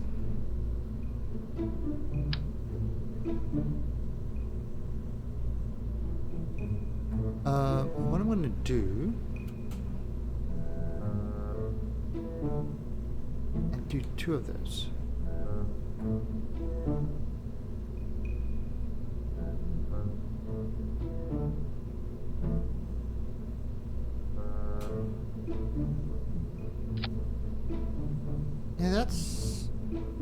looks good. Let's bring those a bit there. And what color are we going to make these lights? We give them a good red. Give them like a nice reddish type color. There we go, perfect.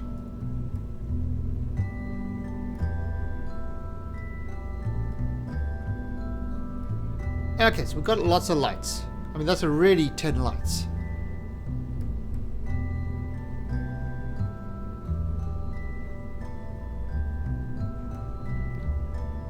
This will work. Although we've got no way of generating power. And actually, I'm going to put this here just in case. Just in case we need it. Oops. Only one of them.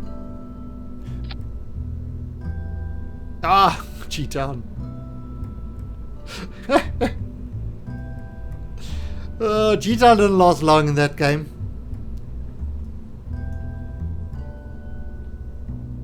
Okay, so yeah, that works. That works. All right, so let's build the fairing.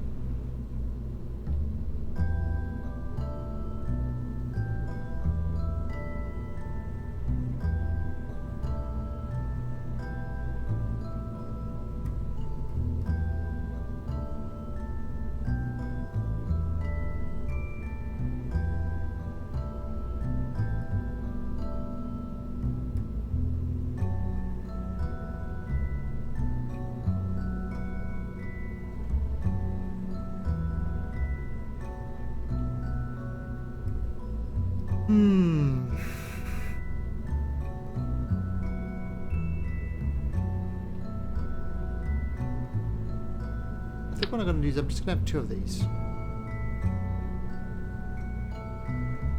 Remember, this one I don't need to do any sort of heavy maneuvering. Should be alright. Although...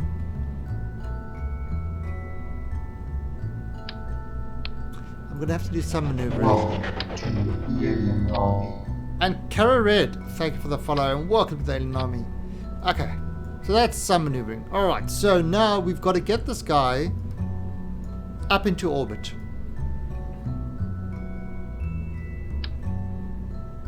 So now it's the orbit part.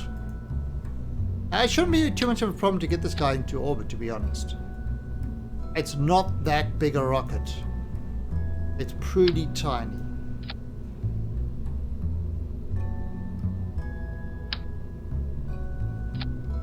I mean, boom, look at that. Look at that. That's already 1,400. Blame the glorious leader. Never blame the glorious leader. The glorious leader is blameless for everything. Without the glorious leader, where would you be? Crying, alone, heartbroken.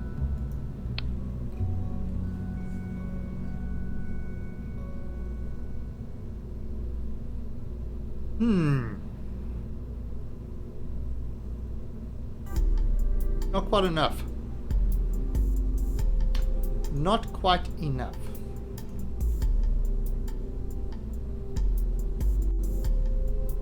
Got that. 72,000 for this. Wow.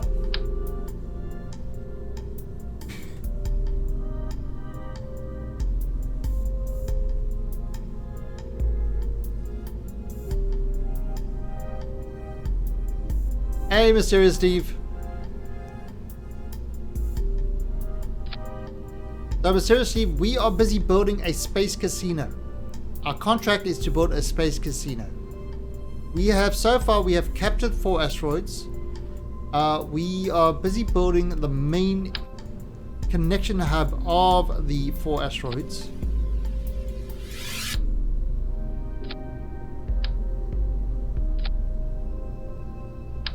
And now we are building the craft to take them up.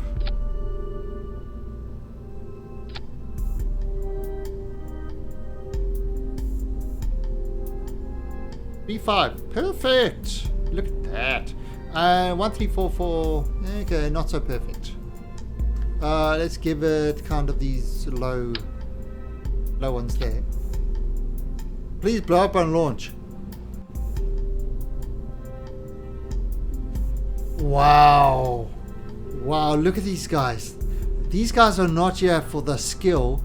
They're just here for explosions. How totally rude. The rudeness is very rude.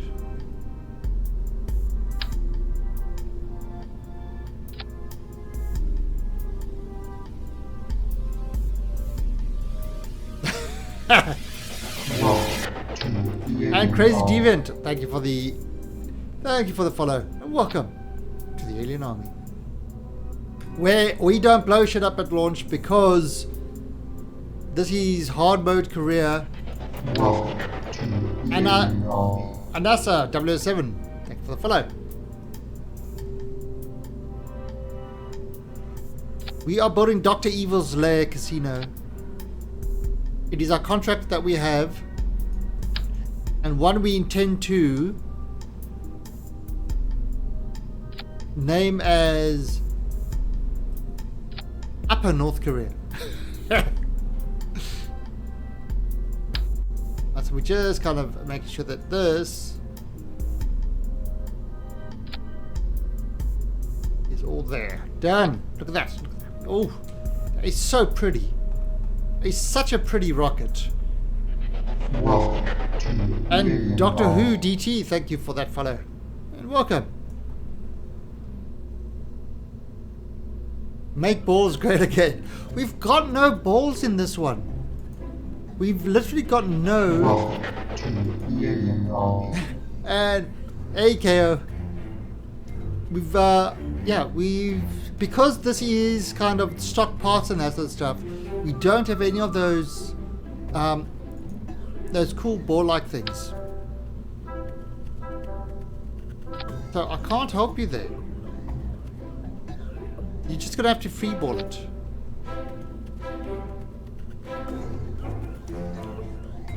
Alright, so that's looking just fine. Now we definitely gonna have to lower the thrust on these guys a little bit. So it's below that 1.7 thing. This thrust is 1.7 and it's going to start really low. So maybe I will just lower it a slight bit. Now I can up these thrusts. I'm just lowering that one a little bit. It should be alright though. Okay, now that's there.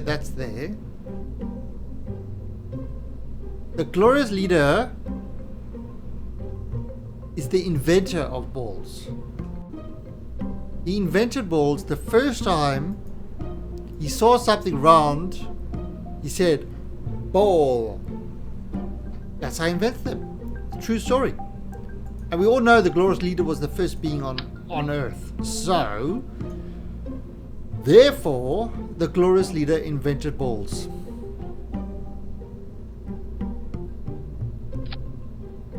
Some would say it's like a love story.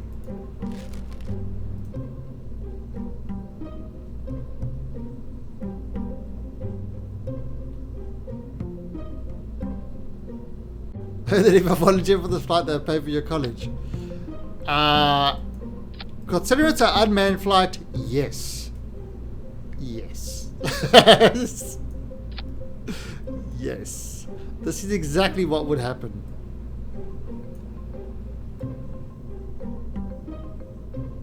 So let's have a look at this. Stage recovery. Oh, 99%. Perfect. Right, so now we're going to take these. And I'm going to put this over there. And I'm going to make it like that. That's 6. Move it over there. And let's recalculate. 84% chance. Gregbus went to another universe. I keep telling you this. He's still fine. He's just in a different... He's just in a different dimension.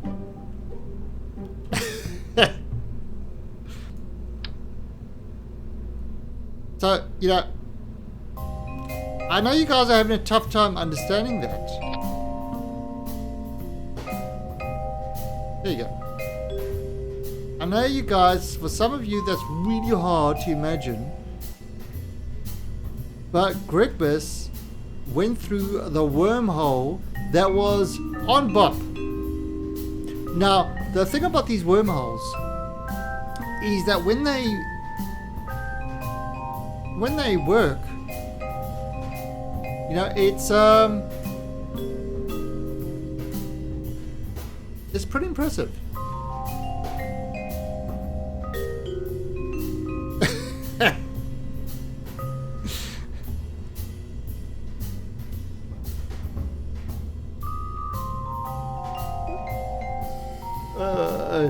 So yeah, update on when I chugged almost an entire pot of coffee. If I was so sick for about 3 hours, then complete an entire course that should have taken 30 hours of work in less than 15. Nice, Mysterious Steve. Nice. So, Mysterious Steve came in here and he was like Tweak from South Park.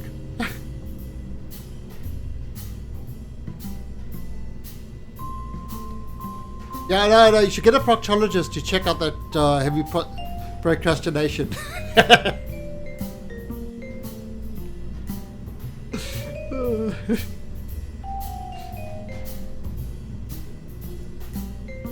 All right, so I think this is good. I think this is good.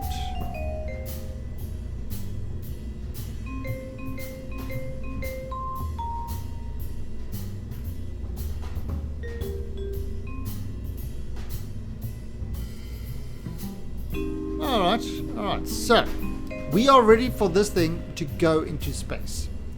So let's save it. 88,000. It's actually quite a bit. But it is the first step.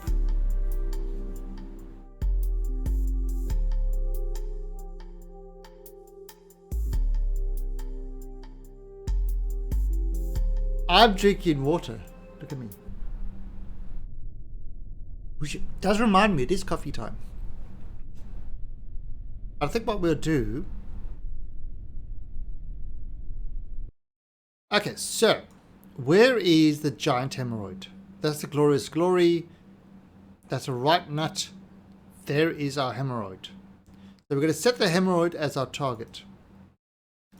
Okay, so what we need to do is this is at 500 kilometers. We need to wait for this to kind of... See, 100 kilometers is there.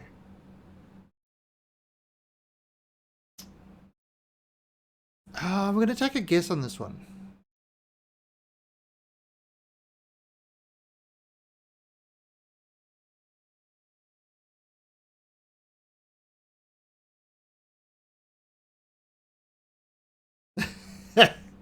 Clearly, it's vodka. It is. It's vodka. I cannot lie.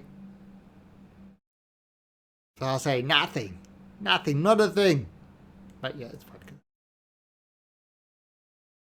Alright, so let's see. If we do this... So let me use 900 kilometers. Now, I know this is not quite right. Although...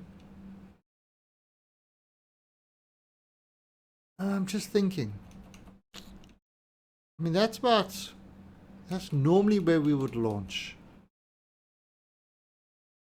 The thing is, because I'm in a lower orbit, I'll catch up to it much quicker. Welcome to the Alien Army. Audi Chronicles, thank you for the follow.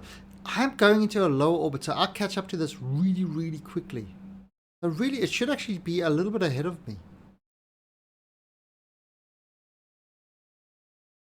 Okay, let's do it like this. Alright, so let's get this guy into orbit. And 3, 2, 1, We have a glorious go. Oh, it is glorious. The first part of our mission is moving into the sky with the glory that is full thrust. Oh shit. What? Fail? There's no fail. It's glorious. Of course it didn't blow up. I'm a master rocketeer. See, look at that. See? Master rocket. Oh shit. Master rocketeer, yeah.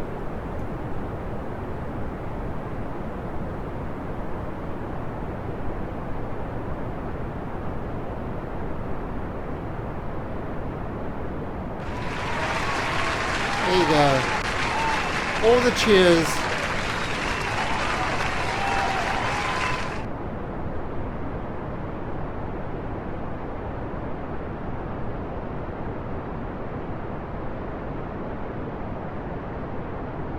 Alright, so we are just going.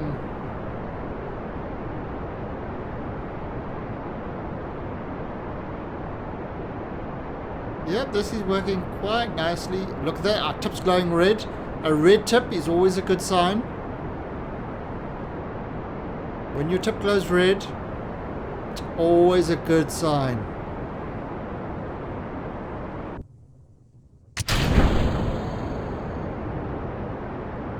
Right, so we're on to the last part of our journey.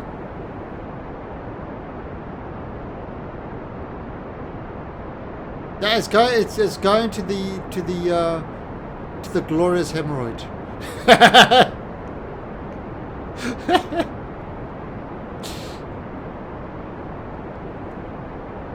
The rocket tip is red. What are you you guys have got dirty minds. Dirty minds. Dirty, dirty, dirty minds.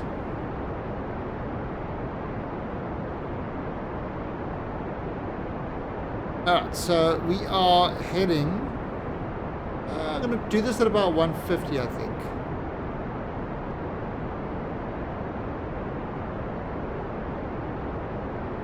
Look at that. 150. Okay, there we go.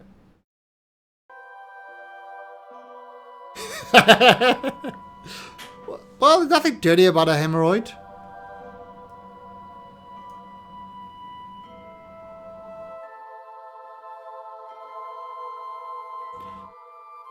Okay, so and let's see, maybe just a little bit there. Okay, so 456. That's all right. That's actually right. Okay, so we are in space. We can now remove the shroud of secrecy. No! No! That's not what I want to do. I want to remove the shroud. Oh.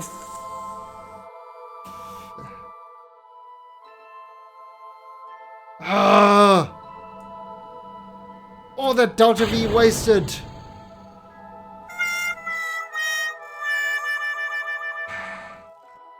See, so, just revert. Just revert. There is no reversions. Okay, Mike.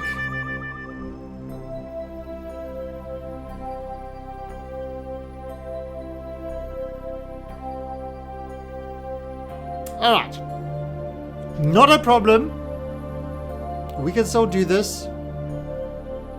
We can still do this. Got lots of Delta V in this stage. The tip that struck back. These are the voyages.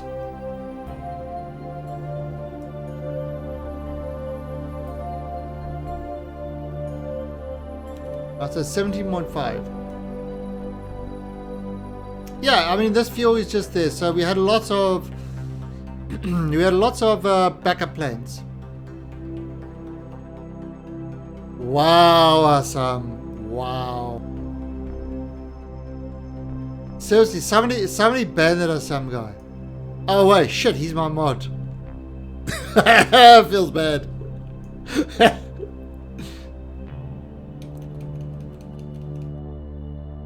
If only there was a different pilot. If only.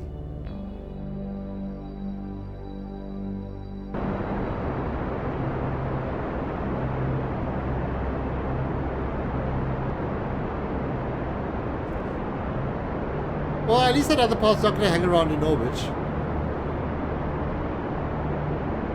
There is that positive thing about it.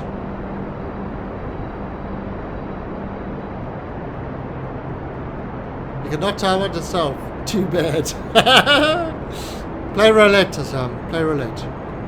Oh wait, that won't work on you either.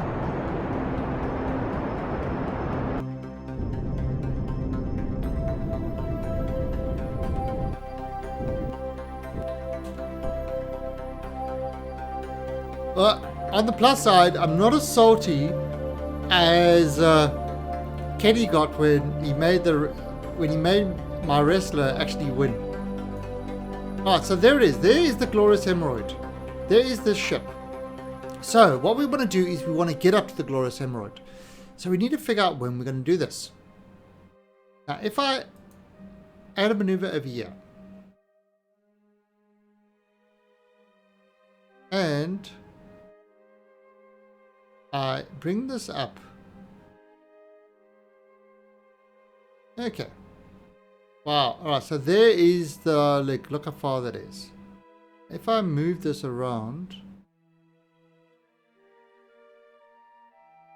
Holy crap. There we go.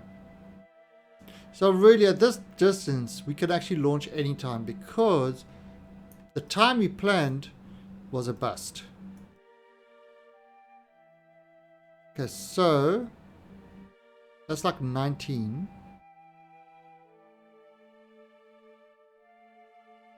It's 10.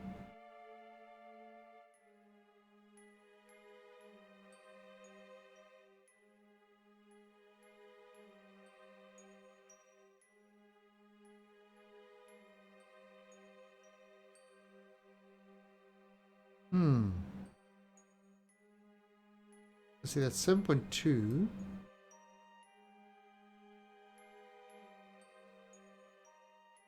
That's 5.6.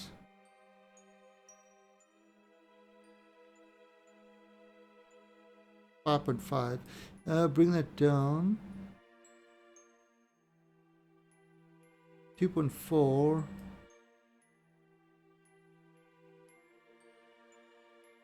Oh, there we go. 0.07. Okay. So that's when we have to do it. And that's in 1 hour and 7 minutes. 1 hour, 7 minutes. That is when the casino main coupler is going to fire off there. It's going to cost us 201. Welcome to the Alien Army. Aha! G-Town survived it. And examine RNG. Thank you for the follow and welcome to the Alien Army. Okay, so there we go. So let's have a look at what's happening. So look at this. Our little ship is moving ahead. See how much further ahead it's moving? Because that runs so much slower.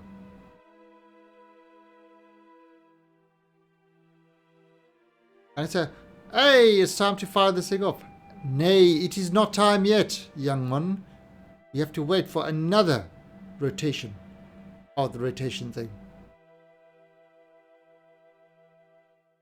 Wow, look at that. Sam shot himself.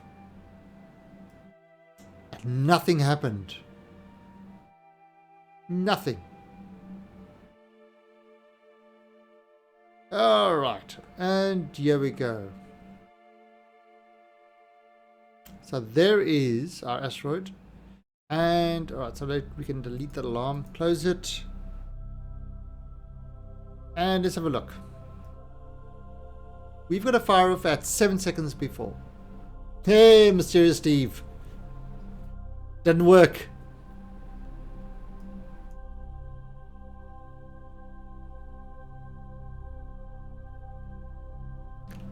Alright, so there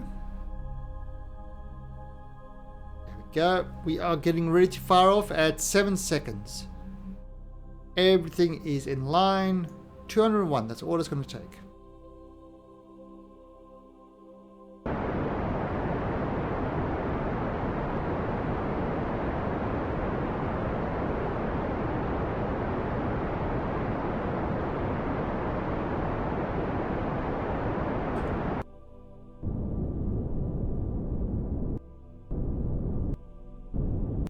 Alright, done. Okay, so... Alright, so now they should be meeting up over there at 0.5 kilometers apart. Alright, so let's let this thing go. Let it go. Look at it go. Yes! See, we're going up.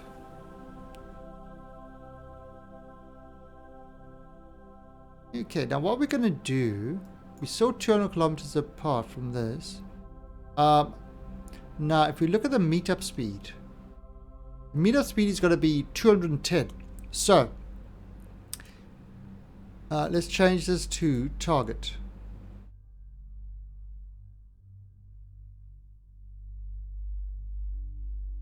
And so we've turned ourselves around to deal with that. Okay, so it's coming up. 92.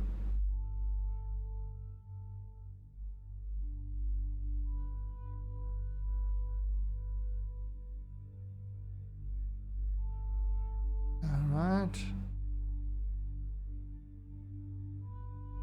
Come on, big boy, you can do this. You can do this. Push it to the max. Feel the burn. Allow me to shout other slogans at you. Okay, there, look. 10, we're within 10 kilometers. 5. Oh, okay, so now what we're going to do is we are going to burn this to try slow this right down 59, get it down to like a manageable amount. 18. Okay, so look at that. See how it brought up that to be just fine. 1.8 kilometers. In the meantime, I'm going to arm this. Chuck Norris can kill 2 stones with 1 bird.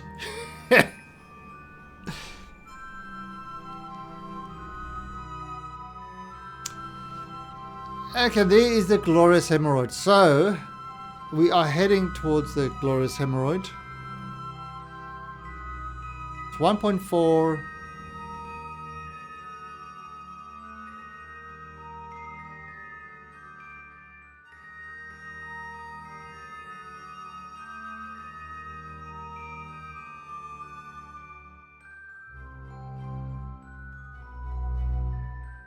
Oh, so it's 18, so we can load this down. Okay, we're just using this target thing.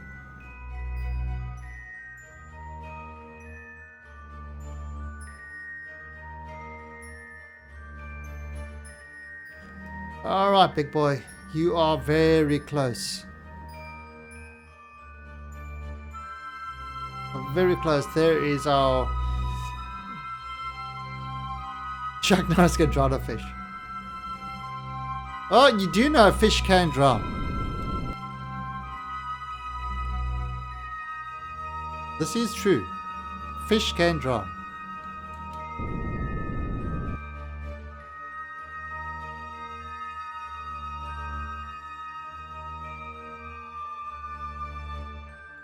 Okay, so it's 500 meters.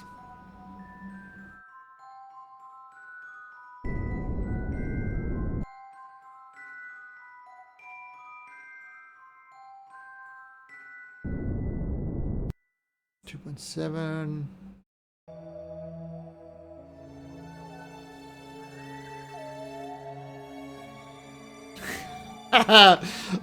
Mike, did you find a website? Did you find a website with all the Chuck Norris things? Is that what you're doing? Are you saying Chuck Norris has? I've got balls of steel. Is that what you're trying to say?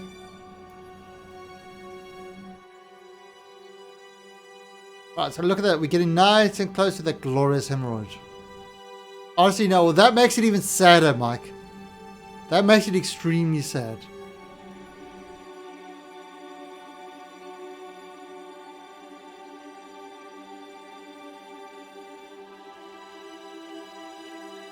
But how about this one? The Earth doesn't rotate. Chuck Norris goes for a walk.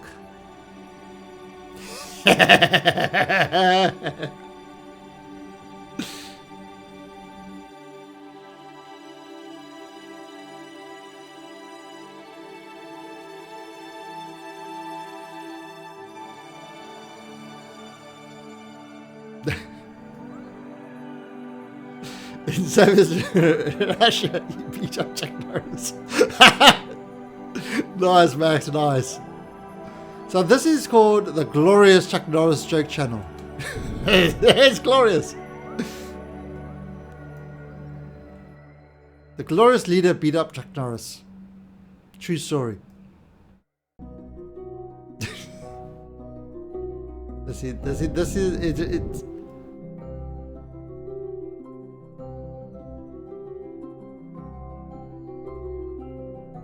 Okay, so we get nice and close.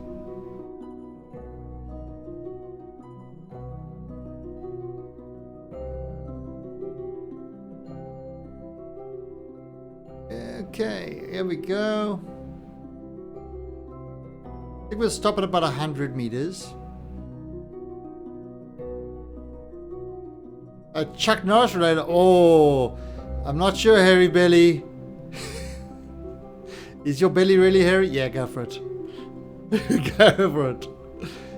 As long as it's not, if it's not porn or anything like that, if it's that sort of stuff, you will get banned. So just say.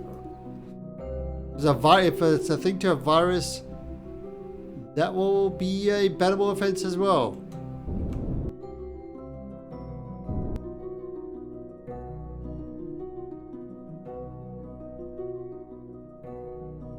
So, Sam, you there?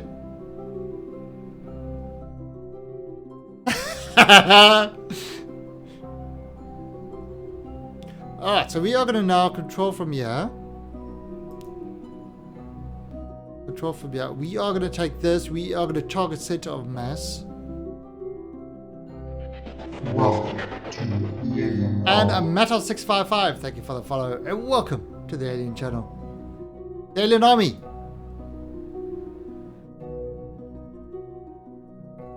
I read that as Tiny Kakami. Tiny Kakami. I was like, what? That's even worse. You guys are terrible. Terrible, I say.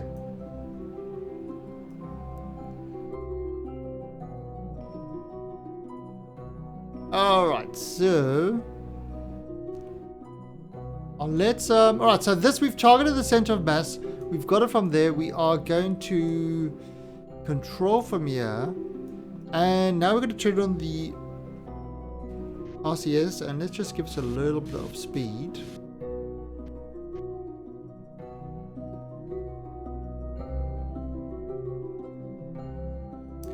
Yeah, I saw the fidget spinners. They were selling the fidget spinners over here as well.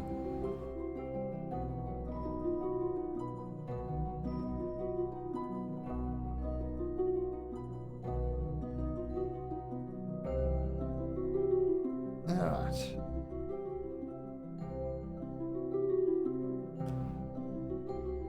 Oh, let's turn our lights on. Shh, look at all the lights.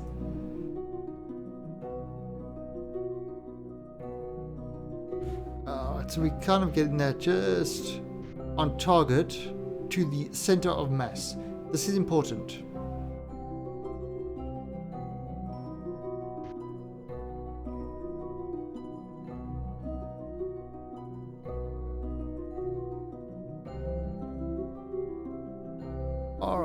We are... There, look.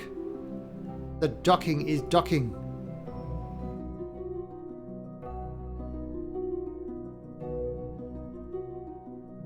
So this is our 69 ton hemorrhoid. It was a big one. Here it goes. Oh. Come on, you can do it. You can do it. Go, there we go. Plug that right in. Done. Alright, perfect. Okay, so now we are going to auto strut to the grandparent part. Turn off RCS. That is the beginning of our space station. That is the beginning of our space station. Now, we're going to grab the other asteroids and we're going to dock over onto these guys here.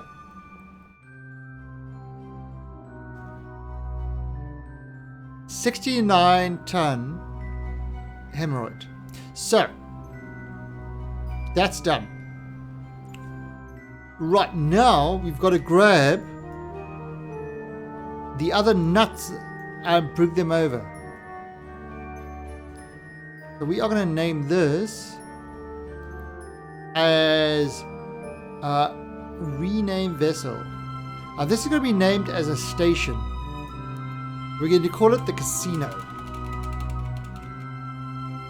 The glorious casino. No, nothing else will be acceptable. Glorious casino is now, the beginnings of it is in space. So we've got to grab the other asteroids. This is where it's going to be tricky. I am not going to get rid of this just yet. Right, we don't need to. It's until we can get power onto this thing. You know, this is kind of all the power requirements to keep the lights on. So let's head back to the Space Center. And we've got to build various things that will bring the asteroids to us. So we've really got to do asteroid couplers. Alright, but we've achieved something over here. What have we achieved? The debris destroyed, that's fine. And debris recovered. Yeah, so you see it recovered lots of the stuff. So we didn't lose that much money from that. That's good. Okay, so we've got to design asteroid couplers. Things that could actually take the asteroids and move them and then move them into place. So we're going to start with a remote guidance unit again. We are going to throw on that. Now that's going to connect to it. Alright, so that is going to connect to the asteroid. A space casino. Indeed. However, with these guys, we're going to be doing something a little bit different. Because what we have to do is that is connected to the asteroid. Then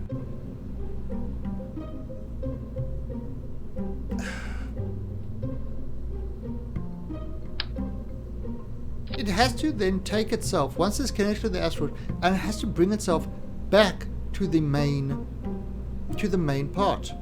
Now you say, oh well, there you go. You know, there's like fuel and stuff and things. Sure, but how's this going to work? Because to connect with the main thing, it's going to have the docking port at the bottom. Holy moly! That's a little bit interesting, isn't it? So, it's going to definitely need lots of sass. In fact, how much sass is that? That'd be 30 sass. Is it enough? don't rightly know.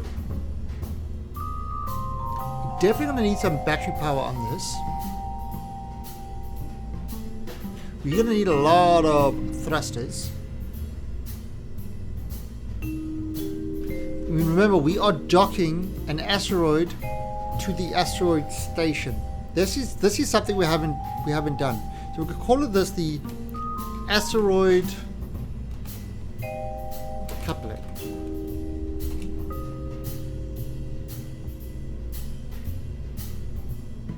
Alright, so once this is docked to it, how is it then going to move, change its whole orbit?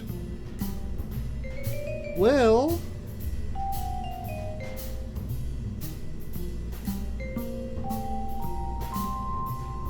actually it could push.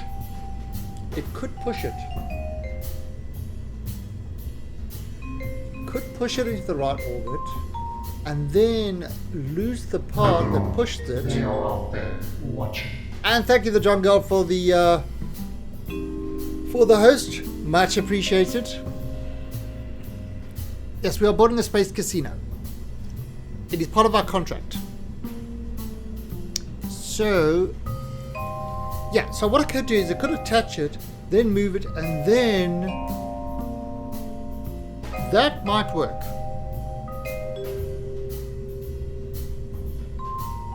That actually might work better. So we could actually do something like this.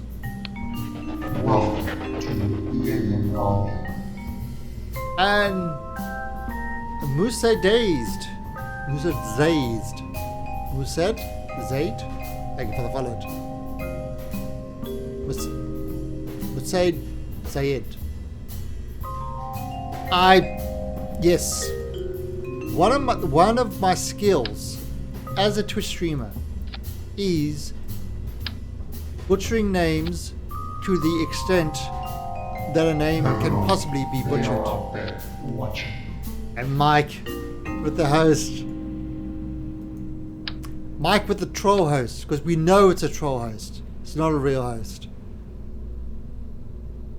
Thank you, Mike.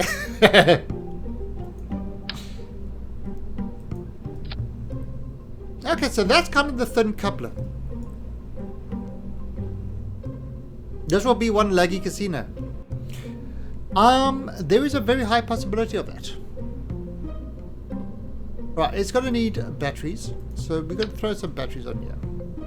Oh, you know what we can do?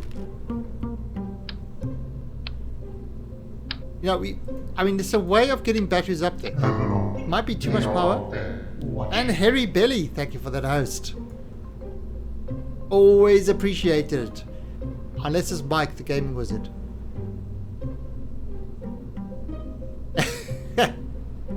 Alright, so what we're going to do there is... Can we do that?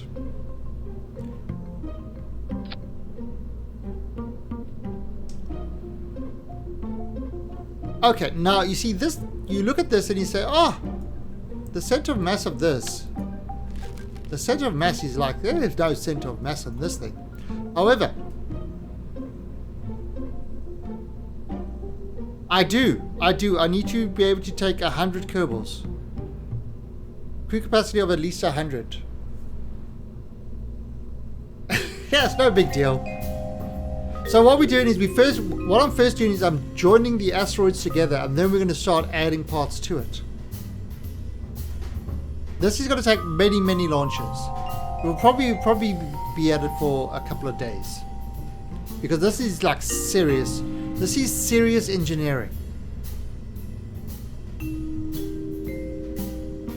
In fact, NASA actually gave me a call, and they want to know all about my construction techniques that I'm using to do this, because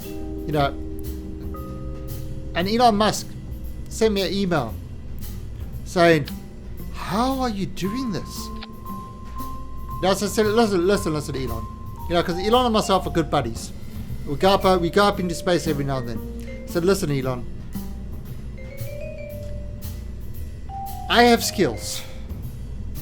skills that are beyond anything that's... Welcome to the alien army. and Master Tofu, thank you for the follow. Alright, so we've got to actually look at this now.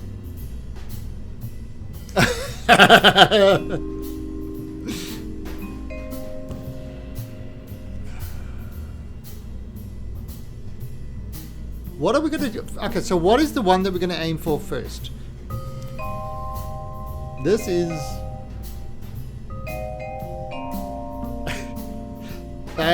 Who's that? Mike with a retweet. Thank you, Mike. So let's grab... I'm just going to save this quickly. I just need to get the size measurements of what we're going to be grabbing next to bring over. Welcome to the alien army. And Koch, thank you for the follow and welcome to the Alien Army. Alright, so what we are going to do is I am going to look over here because we need to figure out which asteroid we're going to move. Now, there has to be like a slight difference on each one of these because each one is slightly different. No two asteroids are the same. It's almost as if the universe procedurally generated them. Ah, so there's the right nut. So where's the glorious glory? Oh, that's the glorious glory. Oh, that's marked as a space station now. Cool. Right, so here's the glorious glory. So if I look at this guy, and we've got to get an idea of what this is.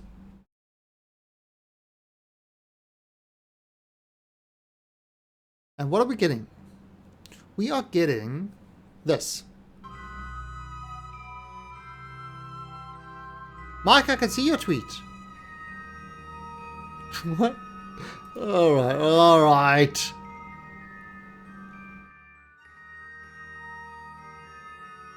I'm not enjoying watching Talang stream at twitch.tv/Talang. Don't come over and join us. Run as fast as you can. It's not nice. He probably did. He probably did. Alright, so what we're doing with this is we are looking over here and we look at this. This is 14 tons. So let's make it up. 14.6 tons actually. 14.6 tons is glory. So, gotta check out the... Alright. So that's 14 tons. So let's head back to the Space Center. And what we've got to do is we've got to now design this thing around carrying 14.6 tons. So the whole ship, the whole scaffolding has got to be designed around that. Because once it's attached, every other movement is going to be with that amount of tonnage. So let's open this up. Asteroid coupler. Now, the way I'm going to do that is to test it out because it's going to be very hard to design. You know, sort of, kind of thinking about how it actually works. So,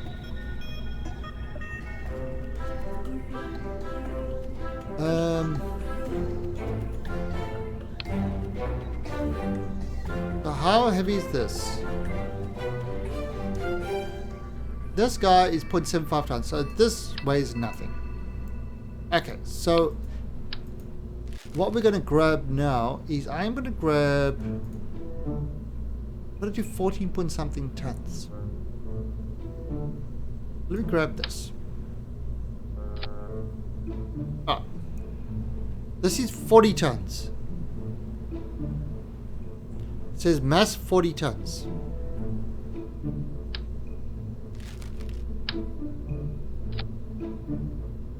Mass 20 tons. So.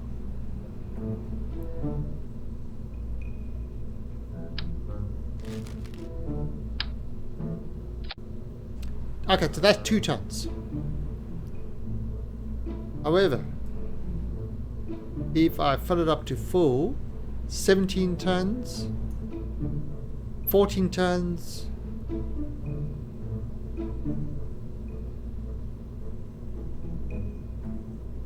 15.5 tons. Now that might be... Can I do it? What? Yeah, you see, I can't do that. That's 14. That's 14.6. So I think maybe...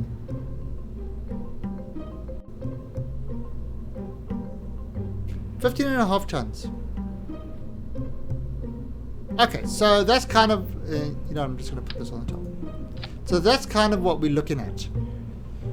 The mass of this is literally going to be what the asteroid is. So now if I look at the center of weight, look at that, it's right up there. So, where I was originally going to put my, whatchamacallits down here, I actually need to put them up there. Right, now, the other thing we're going to do is I'm going to put the SAS. Actually, I'm going to put the SAS up here.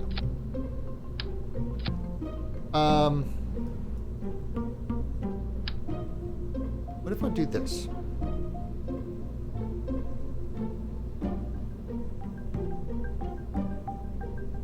That will add more weight to this bottom part, which will bring that down.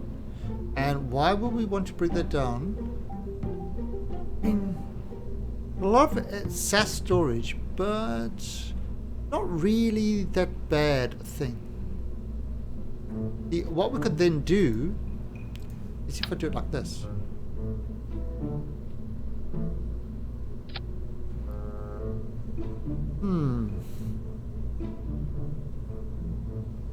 Not exactly in the center. Not too bad, really.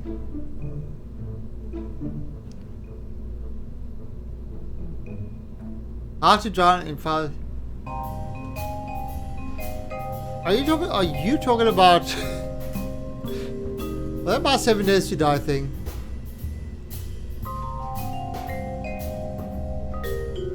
Feels bad, man. So that will bring that over there. Now. Yep. And Mike, thank you for the cheer. Oh, look at that. You're hurting Mr. Defier. You're hurting him. Chipping away at the health bar. Yeah, that's 7. I haven't actually. That's what happened in 7 Days to Die. The water was floating in the air. It was floating. It was floating water. Alright, so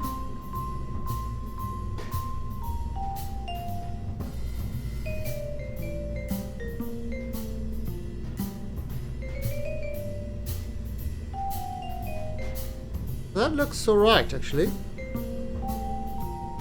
It's got lots of that. I don't know, should we have more RCS push? Because these things only push at 1 kilonewton. They got lots of fuel, so we should be alright. We should be alright. Battery power we've got. We are going to need some... We are going to need some sort of fuel. So let's take these guys. Let's actually take...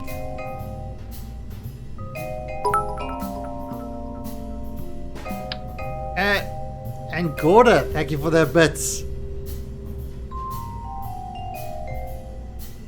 Or the bitties. Yes, my precious bitties. Fill that cup with kappa. it is a my kappa runneth over. It's my kappa runneth over. There you go. Right, so Autostrat 2. Autostrat to root part. Autostrat to grandparent. Autostrat to grandparent. I'm still dead because 7 days to die. Yeah, I know. They did release a big patch. Apparently it did fix some stuff up, but 7 days to die this time it just didn't. I don't know. It didn't grab me this time. Yeah, it was.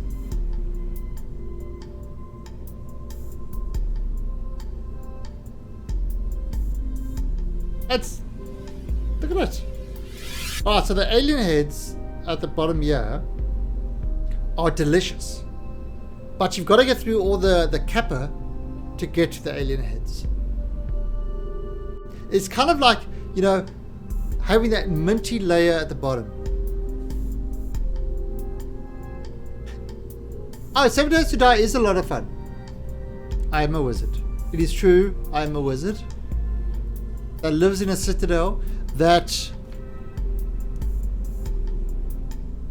Okay, Okami has turned our wooden castle into a stone fortress.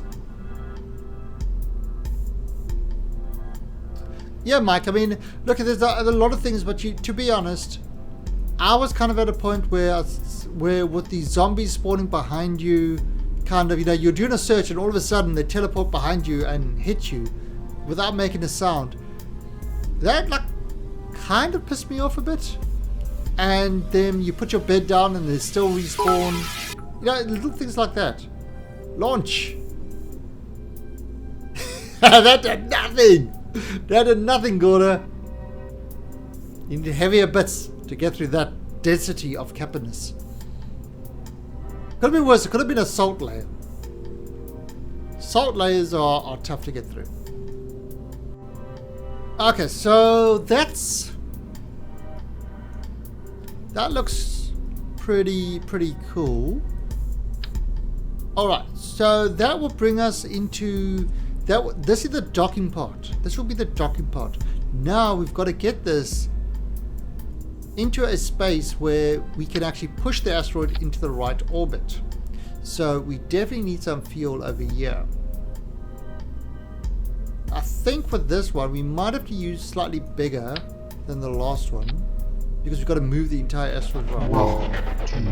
And Legend 24, thank you for the fun. Now look at this. Look at that alien. Oh, it's got rid of a whole lot of those capiness. See, each thing has got a different weight to it. I've never had that problem on a console. A console? What is this console you keep mentioning? I have no idea what a console is. I think it's just a made up thing. Consoles are made up, they aren't real. Okay, so that's 1,717. That's a lot. It's a very low push rate. The push rate is low. However, that's not important right now. It's got 7 days to die in it. Nope, no idea what you're talking about. None.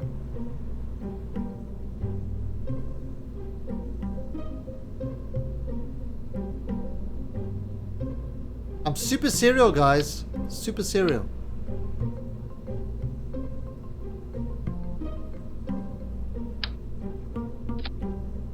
Alright,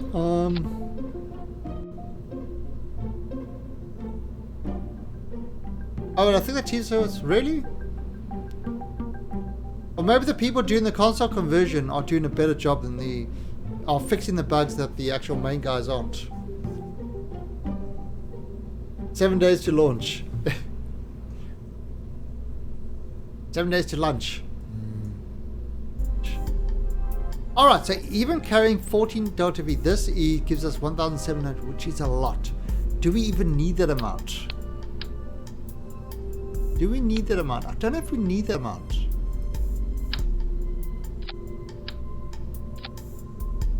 That's half.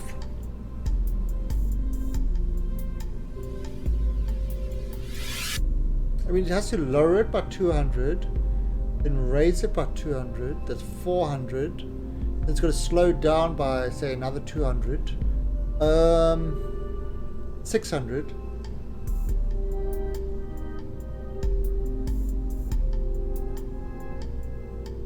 That should be alright, actually. That should be okay. Yeah, that should be okay. Alright, so now we've got that established. We can get rid of that. And look at that, all of a sudden it's up to 2,372. I'll put this back here. And look at that. See? It was on 900 and now it's on 2,000. Simply because it's not carrying the asteroid. Okay, so what we can do over here is we can auto strut to grandparent part, auto strut to grandparent part, and then this one we can build the ferry.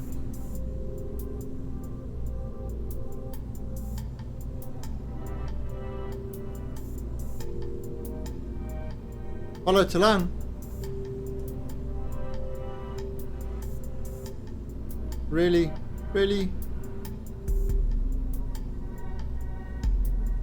You should follow me. It's a true story.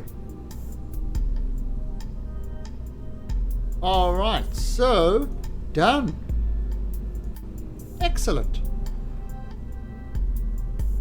So if this handles the 14 one fine, then the other two that are less than 14 should be a breeze.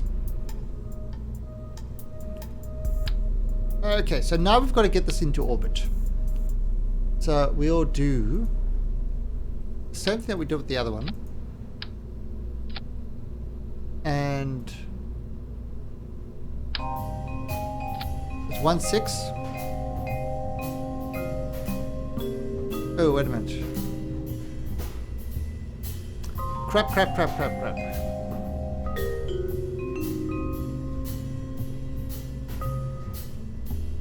Engines.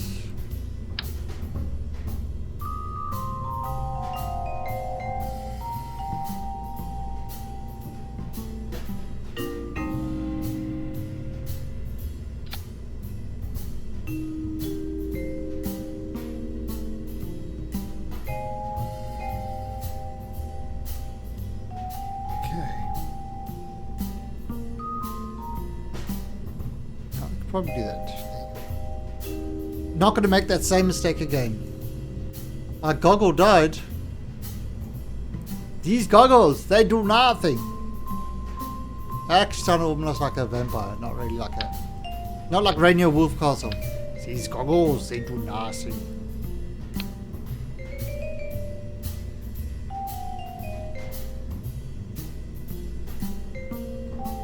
Can't see the screen. Have you tried looking at it?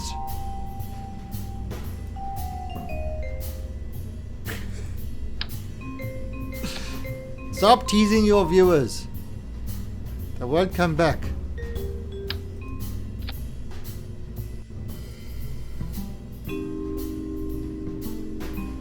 Alright, so look at this. Oh, that's almost there. So we just need a little bit more. A little bit more. I think we do what we did with the other one. This kind of... I mean, this works pretty well. Try turning your eyes off and on again.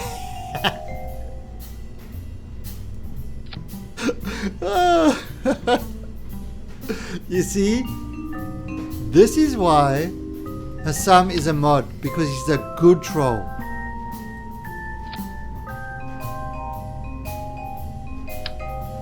Take note, bad trolls. That's how you troll well.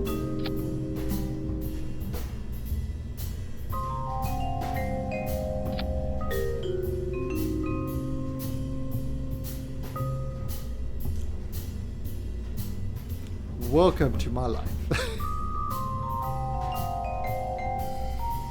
Alright, that's 3, 4. Let's add one more just for the hell of it. More fuel, the better. Okay, so that's 153. Do you know what? We don't even need. It's still within the tolerance levels.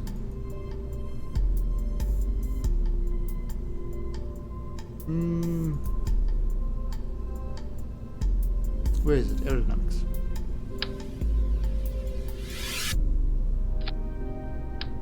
I mean, 153. That is actually still within the tolerance levels of what we want to achieve.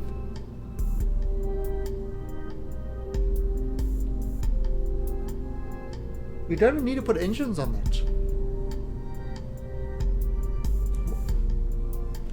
153 is good enough.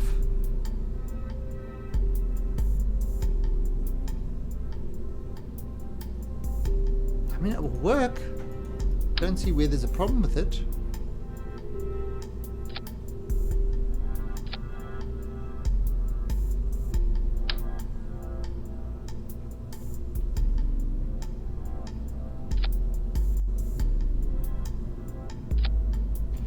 Okay, I'm gonna throw these guys on here.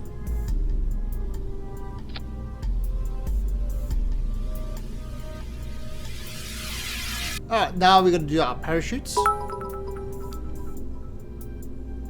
Oh no! Your PUBG crashed. You should play a real game. Like Kerbal. PUBG. That's not popular at all. Nobody's playing it. Nobody is playing PUBG.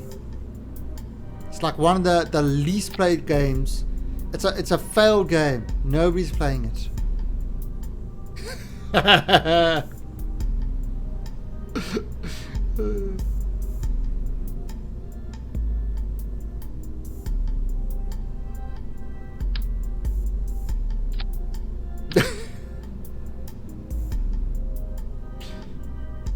I never see anybody playing that game. Nobody streams it. It's, you know, totally not a popular game at all.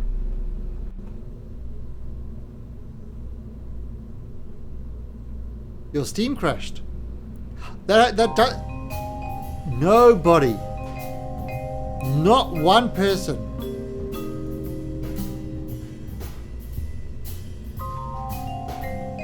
God, every second streamer and his grandmother is playing PUBG at the moment. It's ridiculous.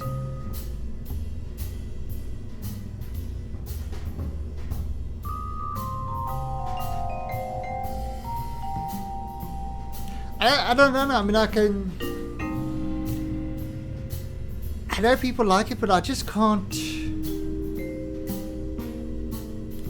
Yeah, it's a weird one because I can't.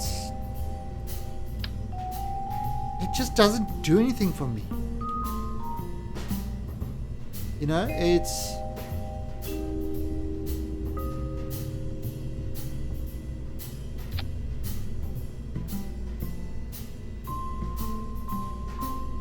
Yeah, PUBG just really's got zero attraction for me at all.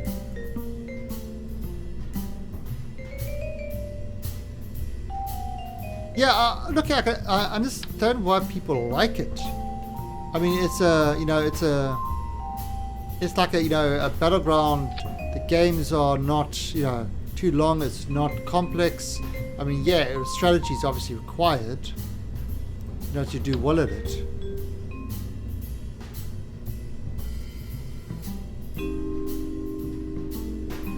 Like most of these games, it's like you have to have good strategy.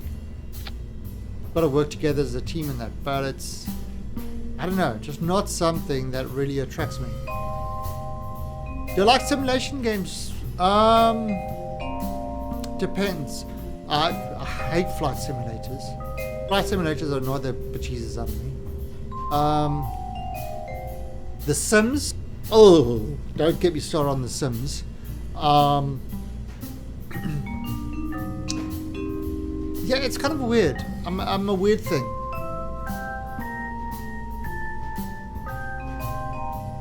Like Farming Sim, Eurotruck. Oh yeah, no, I can't do those. I can't do those. Eurotruck, I would. Farming Sim. I would make too many corny jokes with Farming Sim. Because all I grow is corn. So I can make corny jokes. That's all I do. That's all I would do. I mean, it's... You know, I'm from South Africa. And I was living in the States. And I was like 2 or 3 weeks away from getting my green card for the States. And my whole idea... I mean, this was my whole idea. My whole idea was to get the green card so that when they ask me, you know, so when you put it on, you know, for any of those like race questions, you could say, oh, I'm an African American. Just to fuck with people. Because I'm from Africa and if I become an American citizen, I'll be an American. So just to screw with people, that was the only driving force I had to actually go for the American citizenship. The only reason. There was no other reason I had to do that, but that. Just so I could troll people. And then I decided, I'm wasting my time, and so I moved over to Oz.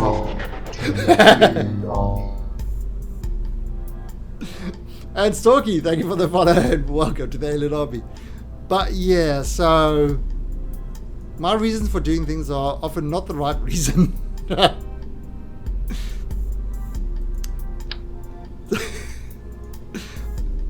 More stories.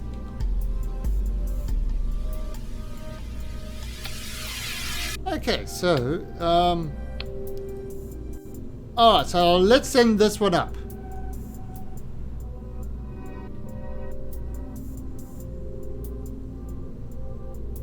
Yeah, I mean, you know, PUBG has got some really interesting things like the making the battleground smaller each time. You know, each kind of after time, you know, forcing people to fight in that. But it's condensed the time. You see, DayZ's a very slow type of build up and stuff like that. PUBG, the thing that attracts people to PUBG is it's got a very definite beginning and a very definite end.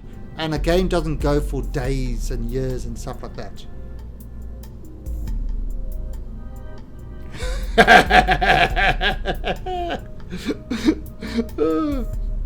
Only 42,805 people watching. I've got more people in my Kerbal stream. Damn it. But yeah, it's yeah, just not something that's really appealed to me. Okay, so let's save this and let's launch.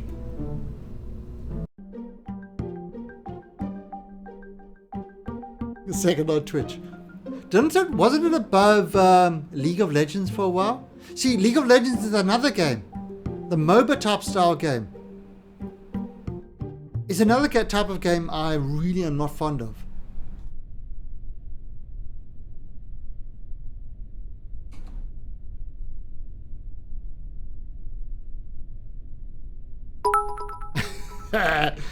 Launch!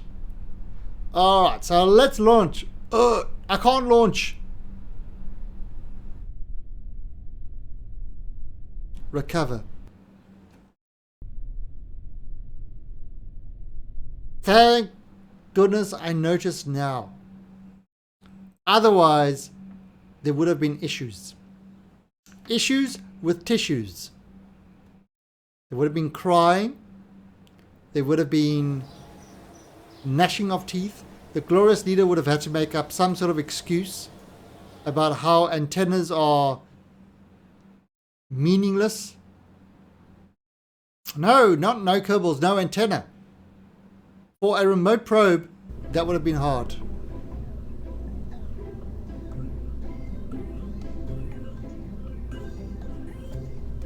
So, there is no antenna on this thing. So what we're going to have to do is we're going to have to put an antenna on. So we've got some sort of control on this. I'm just going to put a single antenna. There, I'll just put one over there. There you go. Well, that should be good. 63,000. And Sumter with the auto host. Thank you very much, Mr. Sumter. Okay, so save and launch. Yeah, it's a good thing I noticed that right away. Otherwise, we could have had issues. Issues, I tell you. Issues. We have no problem. There is no problem. The glorious space program is problem free. All right, so let's launch this big boy. And a 1, 2, 3, launch. I probably should have set my target. However, it doesn't really matter. Because we're going to be in such a low orbit that it's going to be easy to reach it. Now, what am I looking at here? You see, I need to keep this because there's no indication about when this is running out of fuel. There you go, run out of fuel. So now we can get rid of that. And thank you, God, for the bits with the cupcake bits.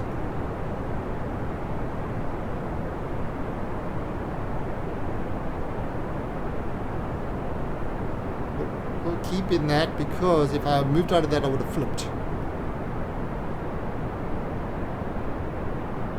Cupcakes.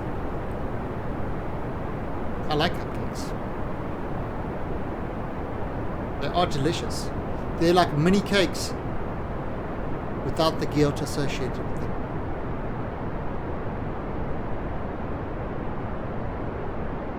Alright, so this is heading to the stars.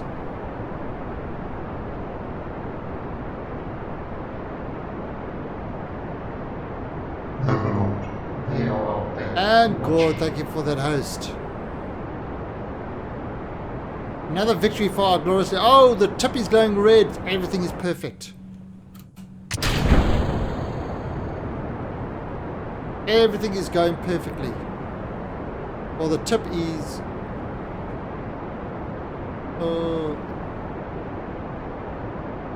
so pretty low.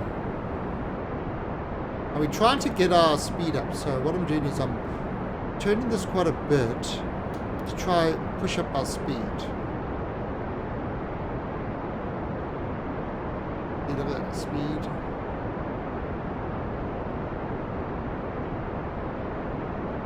And actually, you know what I can do? I can do it to about...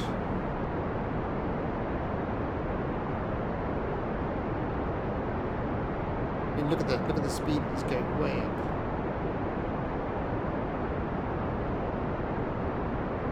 Yeah, to about 150 should be fine.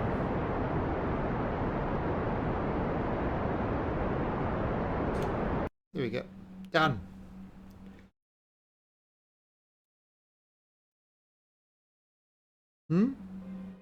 No, I'm not offline.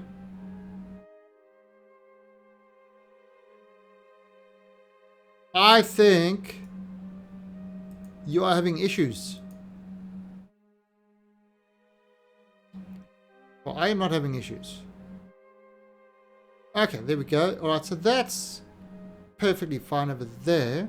419 to get us into orbit. We are in space already. So now, if I press this... Now, watch this. See, 8.7. 8.3. Right, let's open this up.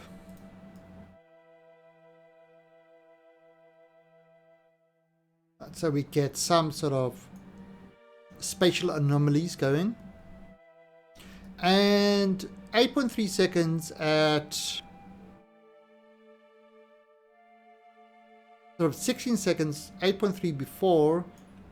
So we've got a little bit of time to do this. 419 delta V. And this will put us into a 150 kilometer orbit. Alright, so that's our first step. Now, one of the reasons I'm not really too worried about, you know, when I'm launching, is because the difference between this ship and the other ship, there's a big height difference, so we can actually catch up to the other one quite quickly.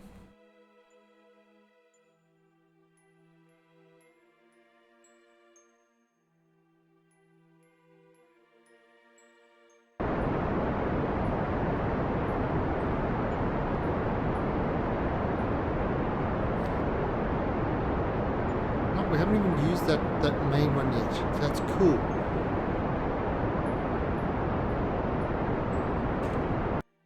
Ah, there we go. All done. All done. Still got 177 left in this, so that's great. Alright, so there is the glorious glory. Look at that. Set as target. It's actually ahead of us. So, if I add a maneuver over here, and I push this up to go to the glorious glory.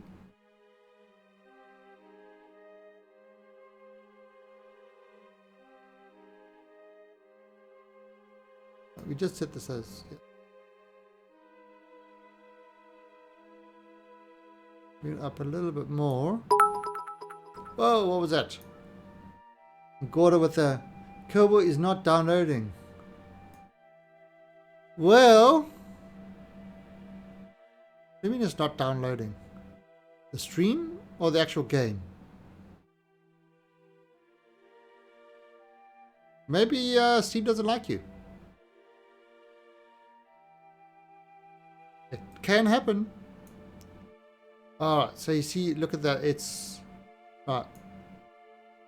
So I have to go to the next one because that's... I can't go back in time. I do not have a time machine like certain doctors do.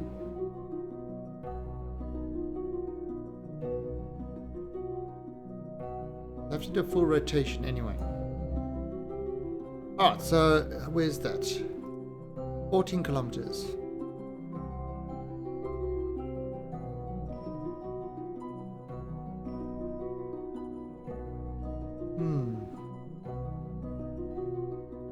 Bring that around like that. Now, if I bring this down. If I bring this up.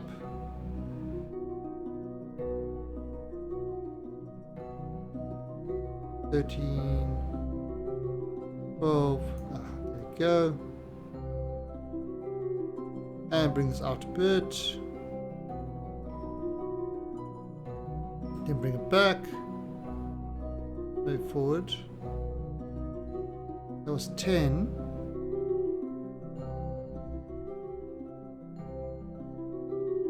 Sorry, you check it.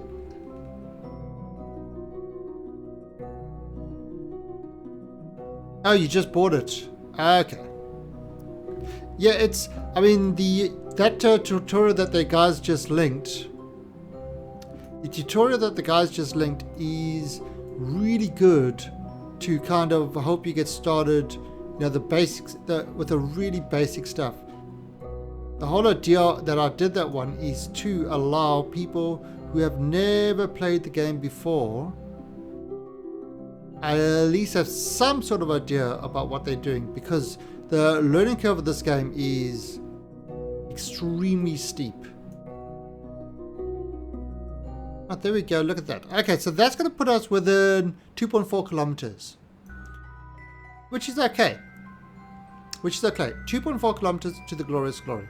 And that's in 1 hour 17.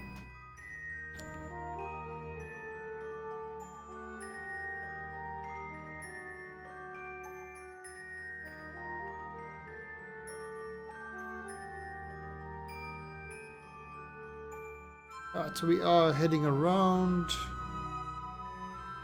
Alright, so 1 hour and 9 minutes.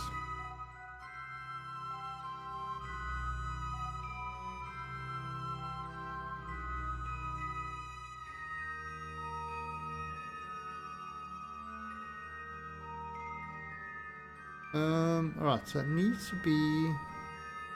Oops, another rotation. Router extinguished. Was your router on fire?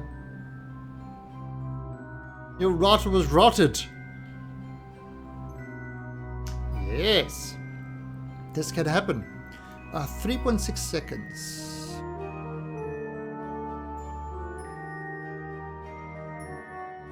So 4 seconds before. Alright, so here we go. See, those little tiny things, but it's not really a problem. Alright, 4 seconds before. Come on. We're gonna do this. We will do this. And 8, 7, 6, 5, 4.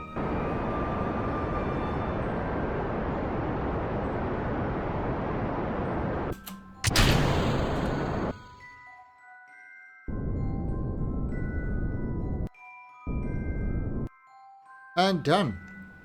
Okay, so there we go. Let's close this and let's have a look at what we've got. 2.5 kilometers away. That's just fine and dandy. So there is your glorious glory. We are going to right click on that to give us the distance, and we are going to go and grab it. We are going to go all grab your hands on it. Right, now what does it say? 211 delta V difference. Look what it says. We've got 200. We've got a lot. So 139.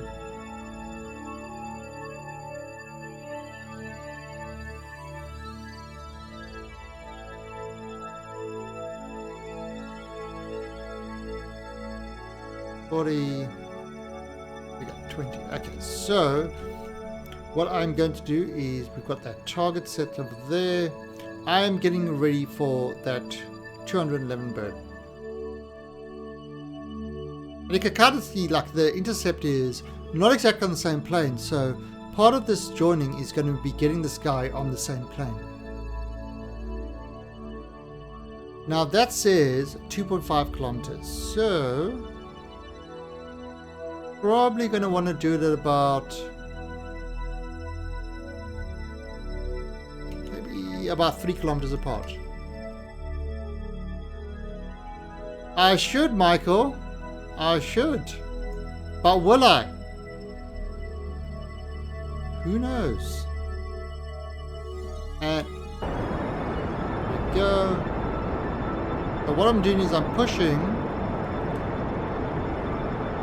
that onto the target like that. 46.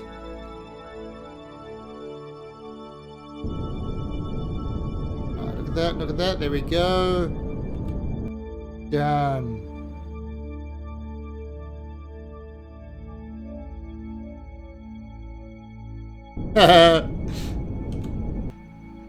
I'm sounding like his mother now. Michael, have you done your homework? You're a good wizard, Michael.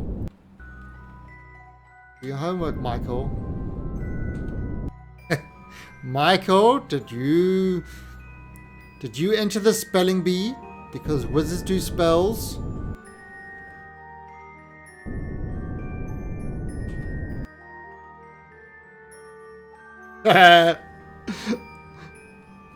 You respond to both.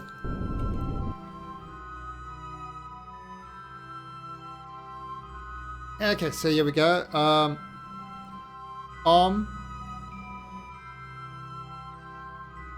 The homework not finished. Yeah, when I was in school, homework.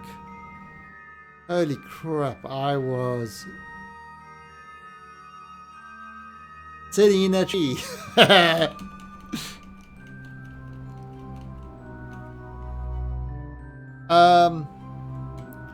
Okay, Steam says I've got over 1,000 hours, but it's more than that because, like I'm playing now, I'm not playing through Steam. So I am actually not playing this through Steam at all. Because what I do is I make a copy of the game. So for the past year, I haven't been playing through Steam. But all my streams do not count up on my Steam hours.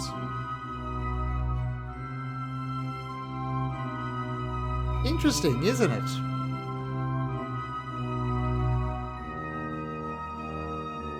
So there is a glorious glory. What we're going to do over there, we are going to target the center of mass.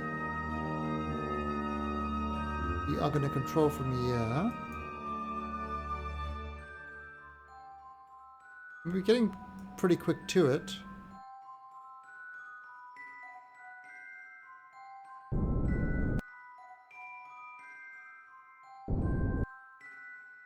Now, I was a terrible student.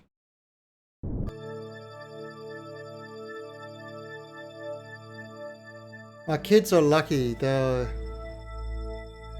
be in the generation with no homeworks.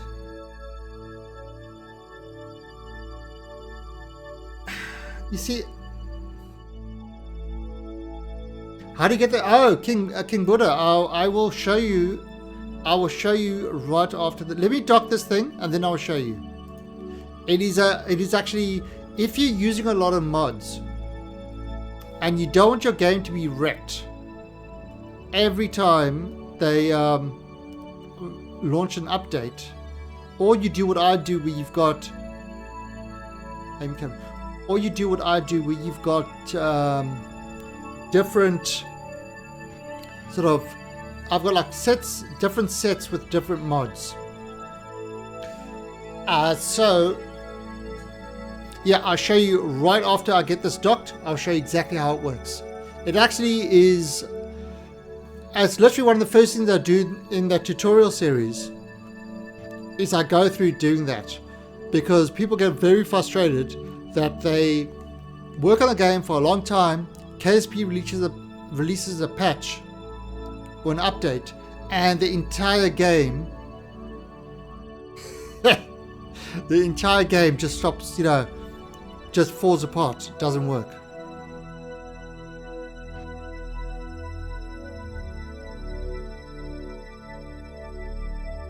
Right, so we are heading towards the space rock.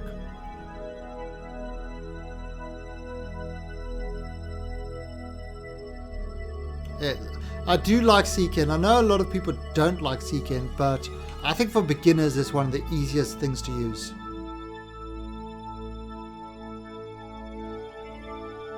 Yeah, because it does all the dependencies and stuff like that. I mean, I work with Linux, so like installing stuff without using the app tool, apt-get and stuff like that. Oh, what a pain! What a pain!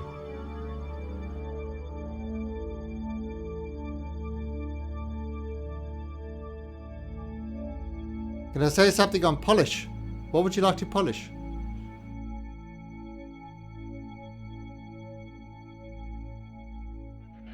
Welcome to the Alien Army.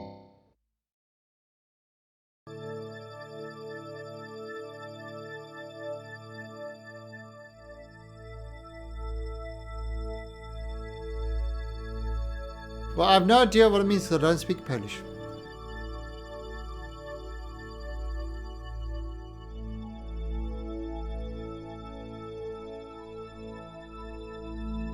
Alright, so here we go. Look at that. Give me a good mod. Awesome. There you go. There's a mod, and he's a good mod. Even though he's a trolley mod. Whoa, there we go. Okay, done. So, now I'm going to auto strut to the grandparent part. Okay, done. Alright, so that's done. So now this is locked in with this. So now we've got to move this guy to the other one.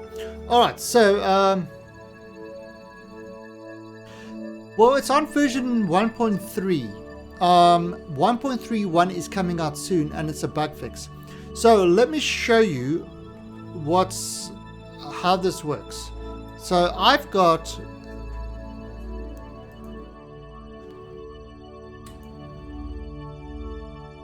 these are all the KSP things. Now what I do is I actually copy it from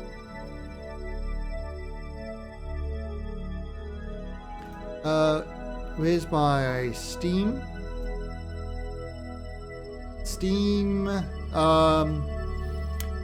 is a common Steam apps common. And alright, so if you go into where your Steam is stored, you've got Steam apps common, and then you should find KSP in here, Kerbal Space Program.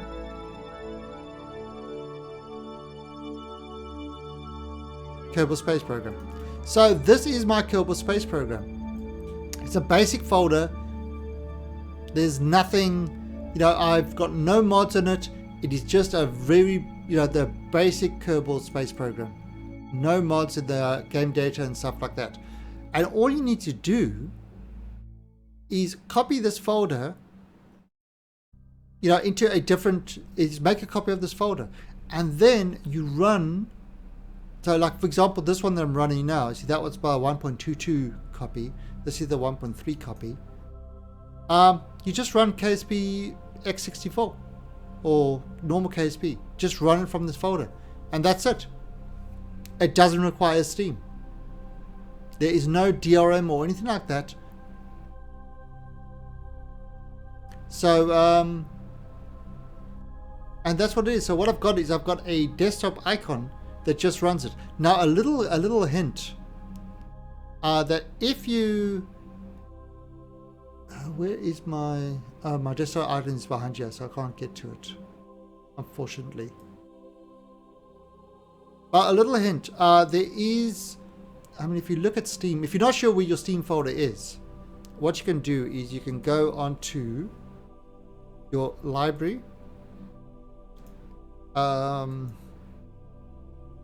Space Program, right click on there, and under properties,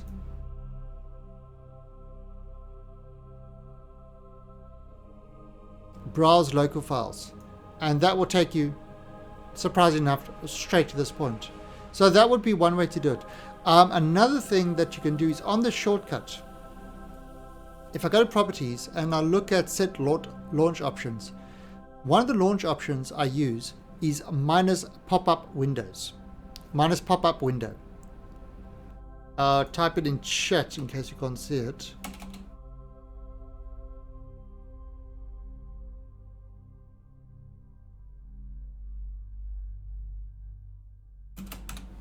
Right, minus pop-up when. Why is there no music? Because when I do the North Korea does not allow music. We got the Kerbal music. So minus pop-up window. Now what that does is it allows you, if you want to run in windowed mode,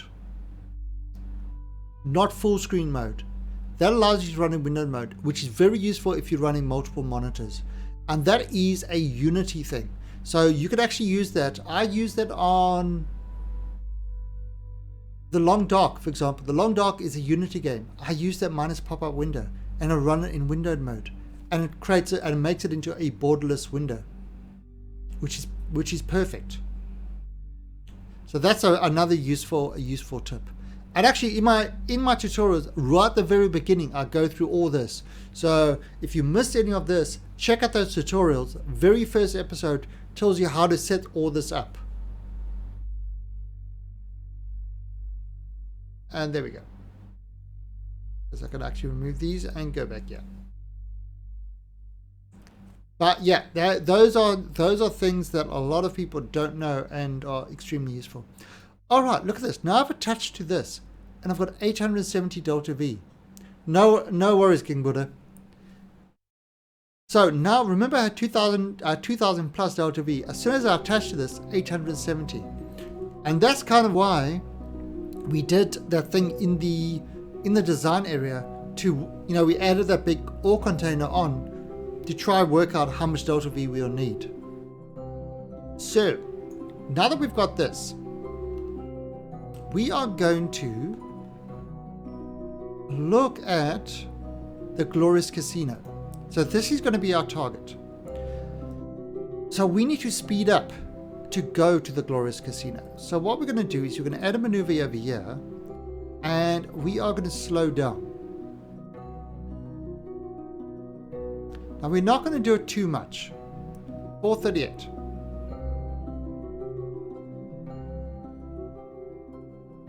North Korea. Yes, it's north of easy Korea. It's hard mode Korea. Okay, so what I'm doing there is I'm dropping my orbit down to 438. I mean, it's at 500. And that means it's going to drop into a lower orbit. So it's going to catch up with the casino through the various orbits. So in fact, I could actually do this. I could probably wait a little bit. And it's going to use just 25 delta V to do this. Oh, it is! King Buddha, this game is it's not a learning curve, it's a learning cliff. It is very, very hard to start. I had no rocketry experience at all. And now I am a master rocketeer. No, it definitely takes a lot of practice and stuff like that. It's a game that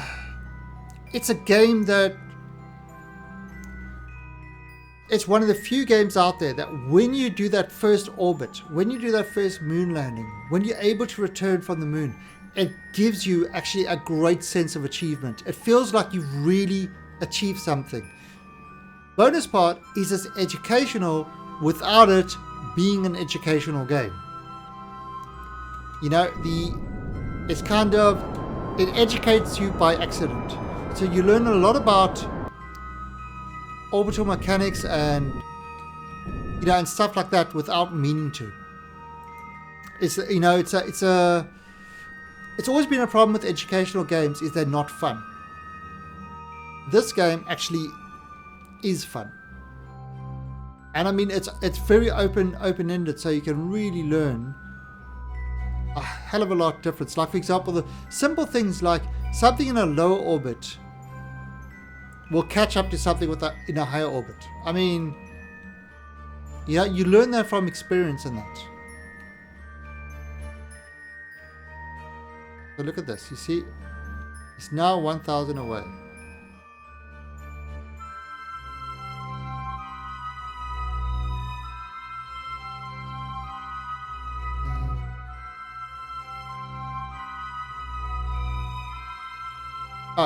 There's the other one. Alright, so now when that crosses there, on the next rotation, how far away it's going to be. Oh, okay, so one more. See, it's getting closer and closer.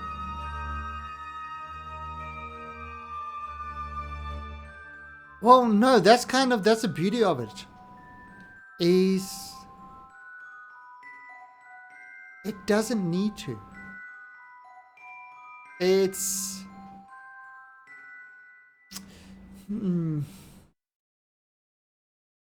Yeah, it's kind of learning stuff and doing stuff is not easy. It takes work, but this game actually does reward you for that work. You do have that really good sense of achievement, which I find it rare in games. Why are you a mountain?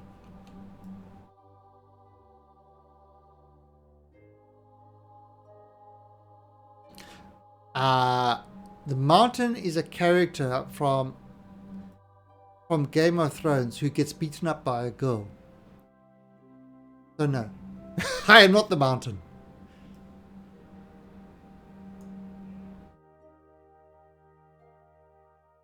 But yeah, it's but King Buddha, just look at that tutorial that I did on YouTube. And just go through that. Oh no, that's not what the that's not where I get my name from. I get my name from the Thai word.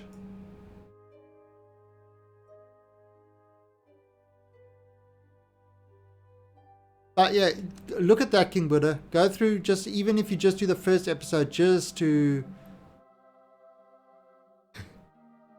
get yourself, you know, kind of the very basics of it to make it easier. All right, now look at that. You see that this is going to shoot past it.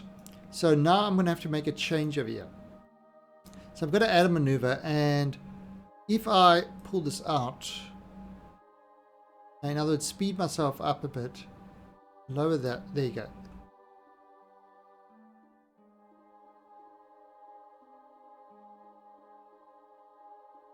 And there they will match over there at, yep, separation done. Okay, so that's like a 10.7 second burn. Have I got enough time to do this? Come on.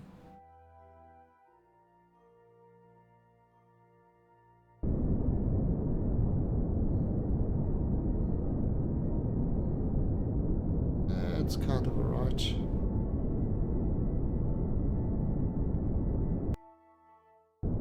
Okay, so let's have a look at what the result is.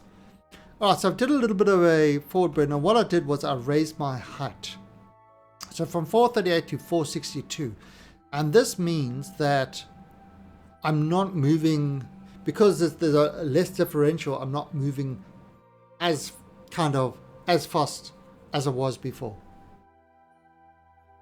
So the reason, okay, this is the way I understand it. The reason that things in a lower orbit, you know, catch up to things in a higher orbit is because even though they're going the same speed, the higher you are, the more distance you've got to cover. The lower you are, the less distance. So exactly the same speed, you know, orbital speed, but the higher you are, the more distance you've got to cover. So something on the inside track will catch up to something on the outside track. And that's kind of how I understand it. I don't know if it's right or wrong, but that kind of makes sense to me. Yeah, so your lower orbit, it's a shorter circumference. Your higher orbit is a bigger circumference, therefore more distance for you to travel on. So if you want to have something catch up to you, and Sawyer, please, thank you for the follow, and welcome to the Alien Army. Sawyer, really? You're only following now? Shouldn't you have been here like a long time ago? Very disappointing. Alright, so, yeah, so if you kind of go onto that higher orbit, I don't know.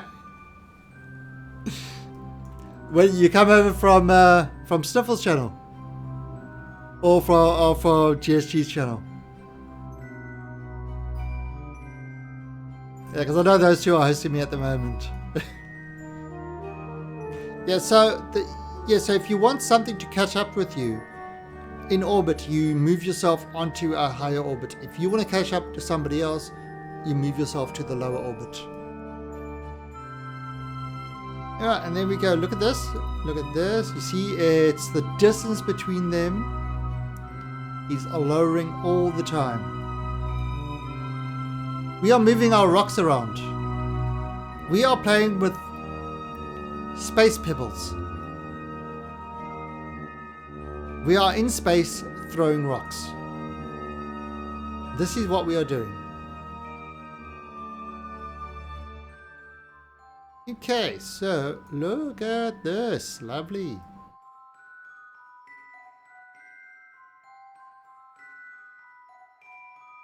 Alright, so 16 kilometers. So now what I'm going to do is I'm going to move myself to slow down. This speed here, when you've got this thing set as target, that is your relative speed to the target. It's 39. As we get closer, space rocks.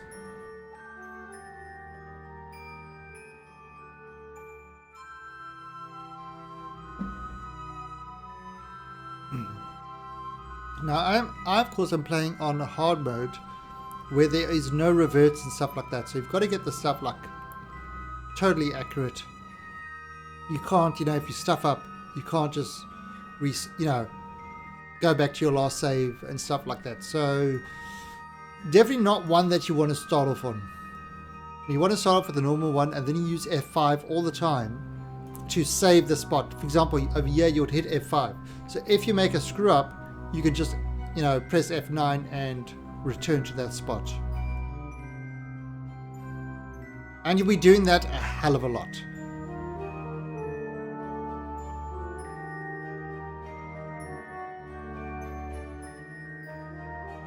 Is it related, Gordo?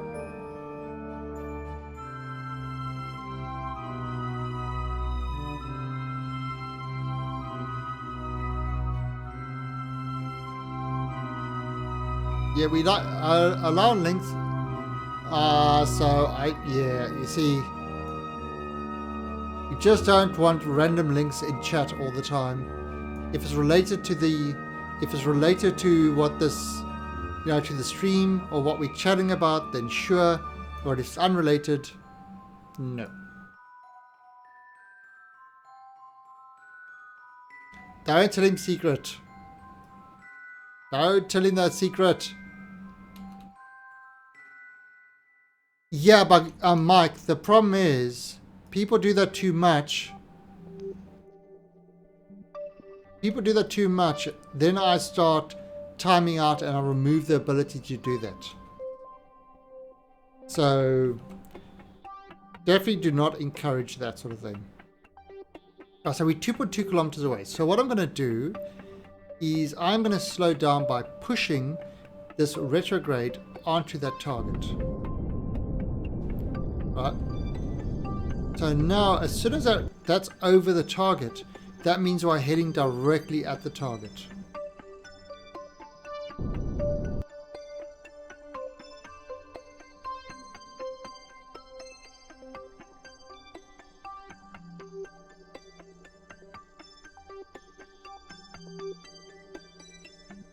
What? Yeah, Gorda, that's, unfortunately, no, that's got nothing to do with it, so.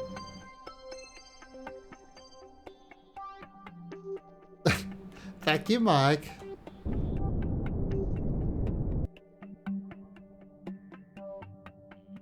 Alright, so here we go. We are 1.7 kilometers away. And because that is there, we are heading towards the target at 6.8 meters per second. There is no need to rush this. There is no need to rush this. And as you get closer, you see how it's moving away from it? So you can readjust it.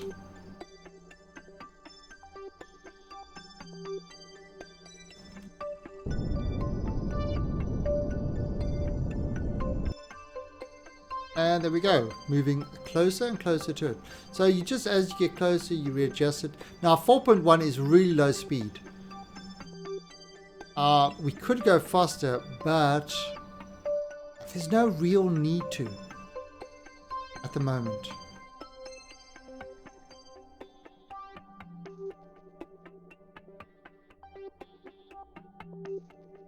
Okay. Let's see, there is this rock. Okay. Now we're within a... Yep.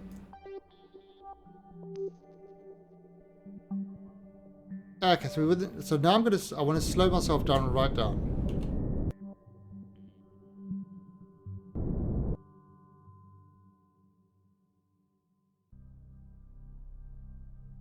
Um...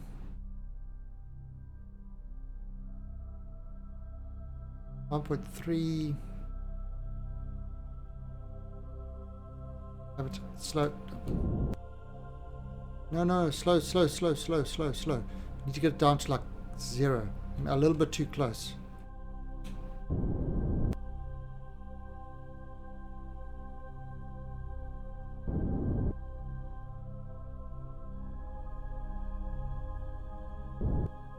Okay, that's good.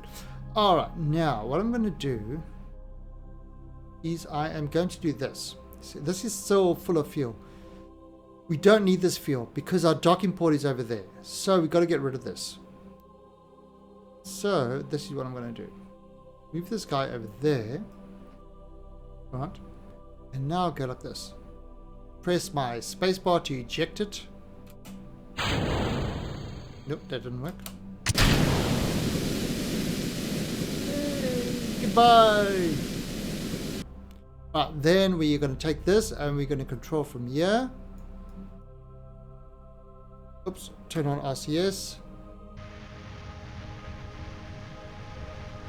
Slow ourselves down again.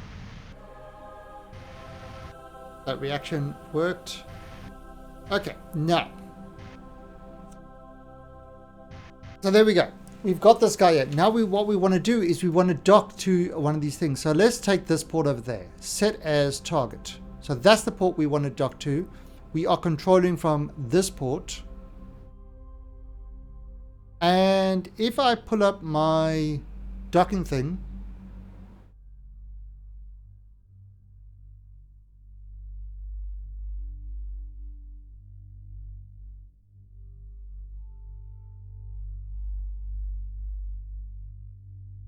oh, air show. Yeah, air shows are... I have always enjoyed air shows. Alright, so what we're doing over here is we are using this to line up our docking port.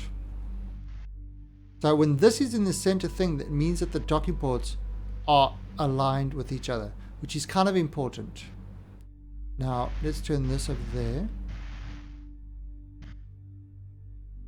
Okay. So, there you go. Alright, so now I need to move the ship over. So first of all, I've got to make sure that this line is green. So yeah, I'm moving away from the docking port. Alright, now you see what's happening. Is this as behaving relatively stably because it's out there. And what I'm doing is I'm moving this thing to try get those green lines to the center.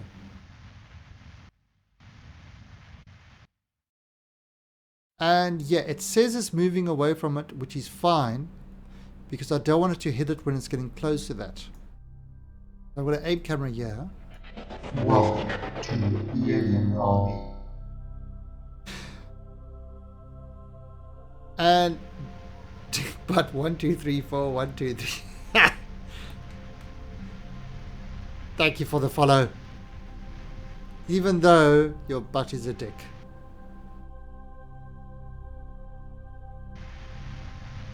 Alright, so now we are moving towards it. And you see I'm moving myself across there.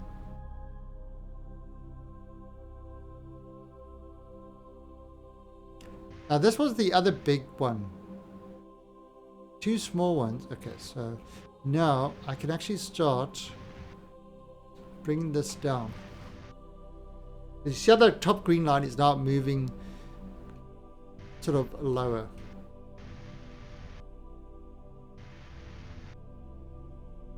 Look at that.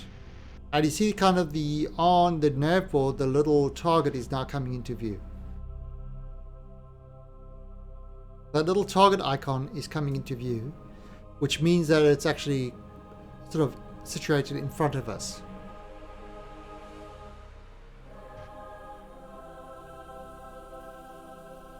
And look at that.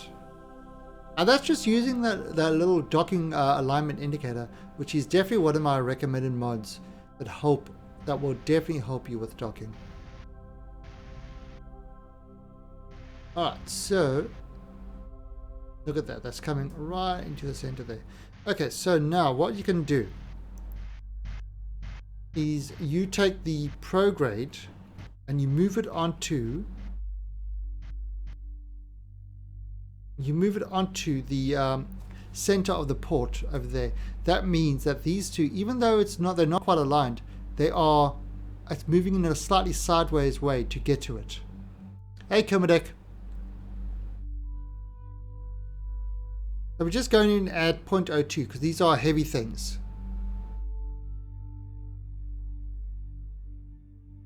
And look at this. Move it a little bit more. 40. Getting really close. Bring it down. Now, again, I'm not doing anything visually. I am just... Right, so let's just slow this down to 1.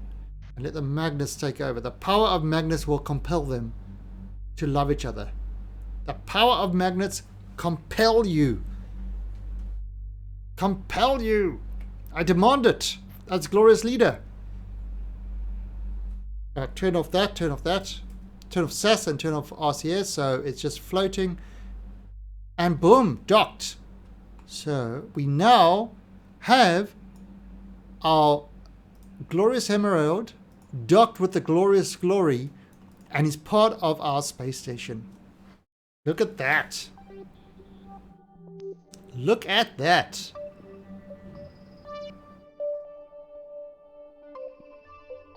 Yeah, the top list has changed.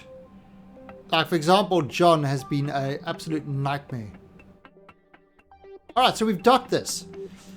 So there we go. We've collected 2 asteroids. Now we've got to do the other 2.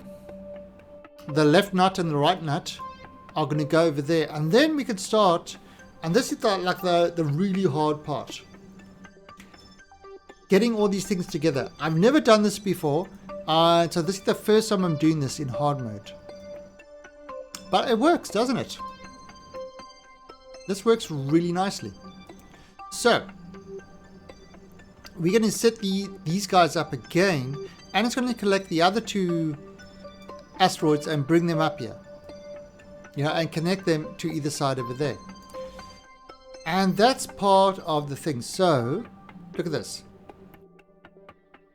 Parts with modular asteroids count at least 4. So we've only got 2 asteroids connected at the moment. We need another 2.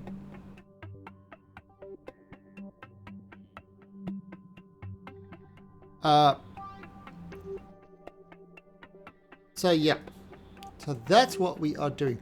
However, it is almost 5 o'clock. So should we, don't know, do we have time to do, we could probably do another one.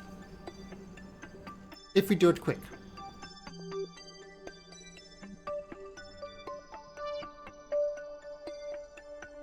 Getting a job, it's almost like you need to eat or something. There's no ticket raffle at the moment.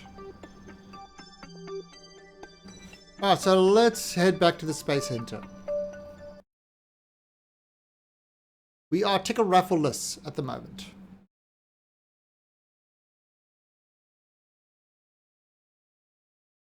The stream is not loading. Oh no. Not Aaron Simi. He can't hear me because his stream's not loading.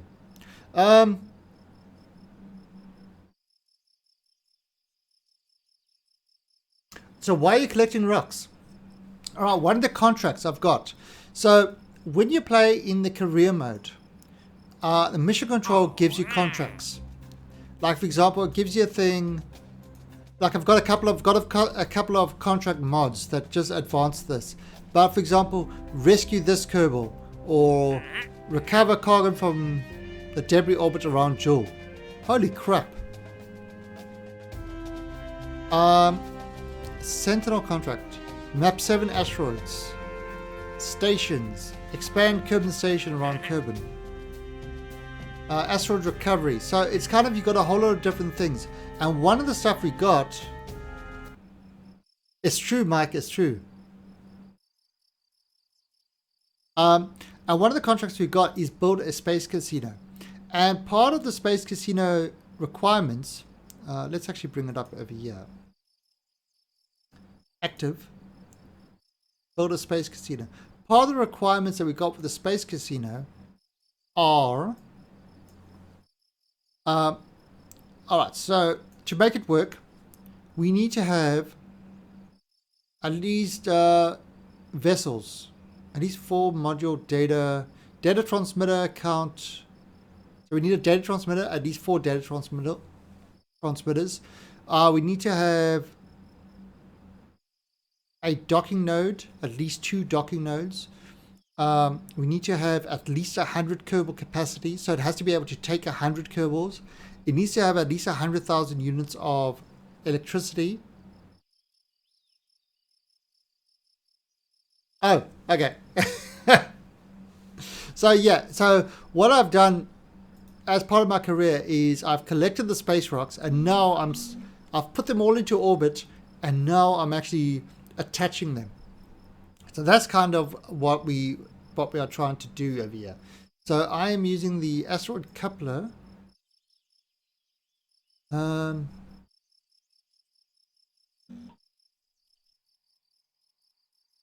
Yeah, asteroid coupler.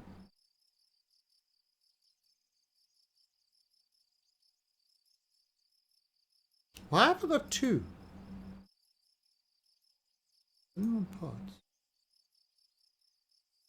Let's launch this. What is the space casino? Don't ask me. You know, it's... Why do cars need wings when they're on the floor?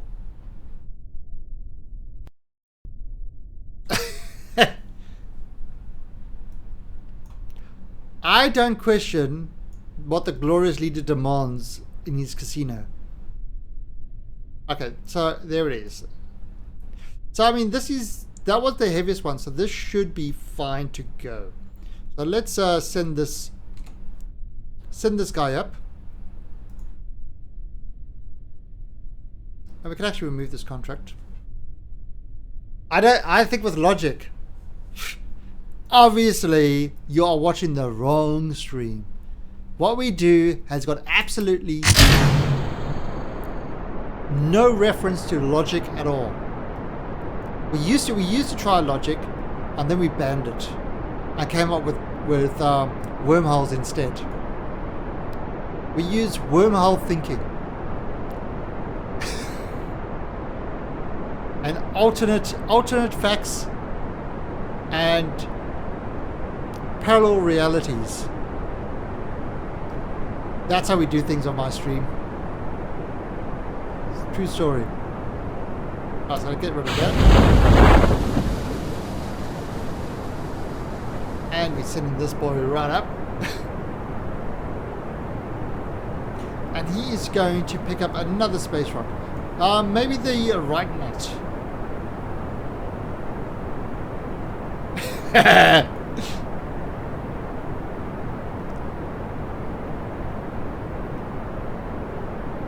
Yeah. How can you tell what caused the crash? By pressing F3.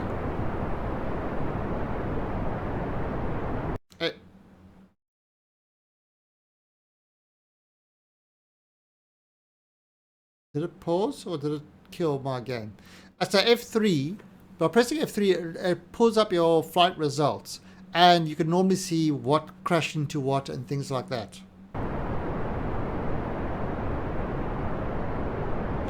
So yeah, F3 is in Kerbal. That's how you'll tell, you know, what went wrong with your ship and what caused the game crash. There is a log file. So let's get this guy into orbit quickly.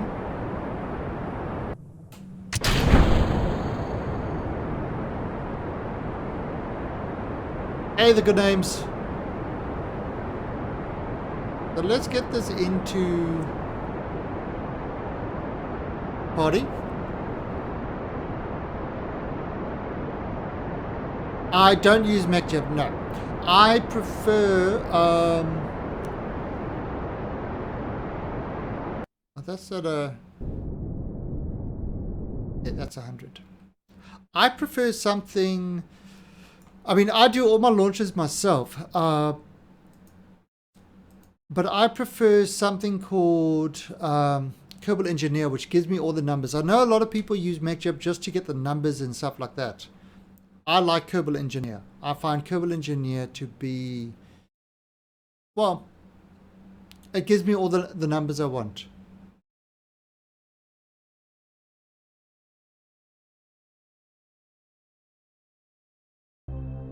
I mean, MechJeb is, I'm not saying MechJeb is bad or anything like that.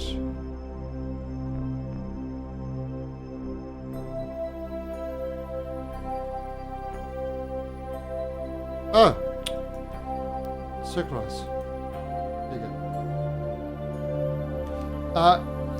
But a lot of people, complain about MechJeb, saying, "Oh, it's flying the ship for you. It's cheating. It's what? No, it's how you want to play the game. It's a single-player game.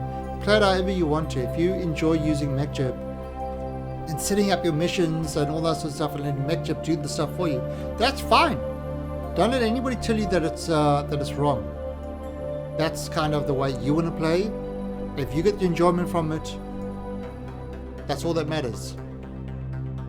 Yeah, and a lot of people do, King. A lot of people do. And there's nothing wrong with that. It's but yeah, it's I mean, when you're doing landings and stuff like that, then and you want to do it manually, you can watch how MechJeb does it and learn from it, but you're not really landing it manually, so there is that slight learning that you're not getting, or that achievement thing that you're not getting. Oh, I agree. If you're doing stuff constantly, like you want to do a lot of launches and stuff like that, then yeah, by all means do it. I still find I get better results doing it manually than with MechJeb. A much more efficient way of doing it. Yeah, and you watch what MechJeb does. Watch how it does all its stuff. It's I did it. Okay, let's get rid of that. Yeah, just watch how MechJeb does everything, and you can actually see. You can see how to do it normal. How to do it sort of manually. Okay, so we are in orbit. All right, so Mike had a question. How do you find out when your game crashed and what crashed your game? So in the folder that your game is in, so if I look at this KSP tutorial, if a game crashes, it usually puts it creates a subdirectory with a whole lot of log files, and by looking at these guys, now the error log doesn't, the error log and the output log,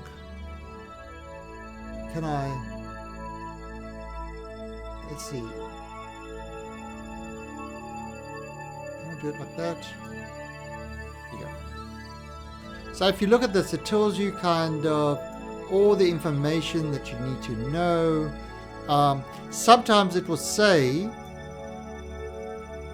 what, there's a crash, and it will tell you kind of what sort of where it had the trouble crashing. That it's all kind of technical sort of mumbo jumbo stuff. But yeah, you could usually find out over here what actually caused it. There you go.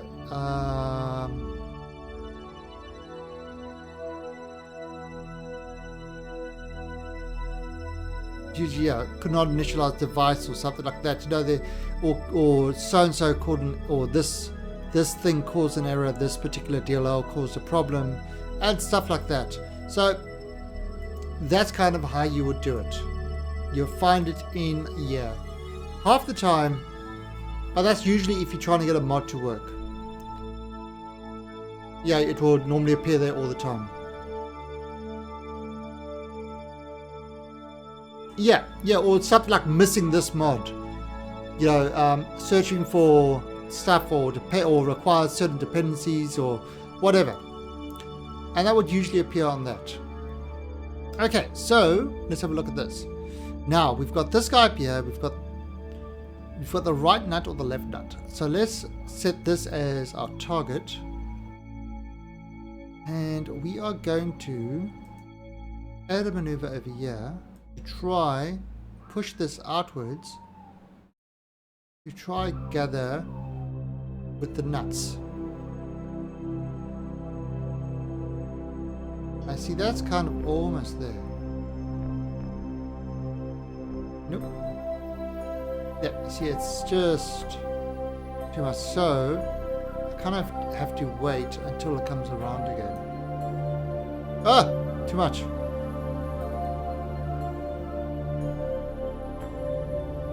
It's 1 hour.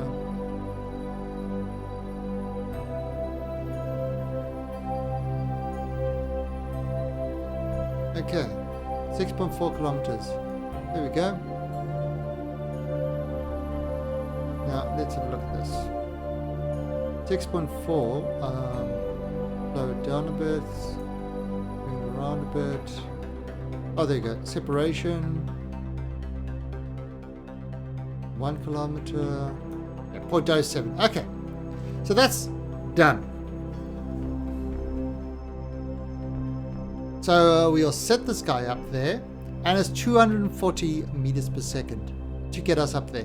Now, last one we went from 150, this one we're going from 100. But what we did is we put it down there and we moved the thing around so it's in an hour's time. So if I add that and kind of fast forward this. Now this is the problem, because it's kind of below 120 things I can only do at a certain speed. It has to wait till it comes around.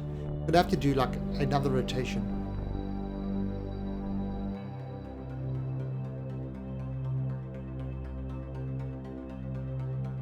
And you see, there's the space station.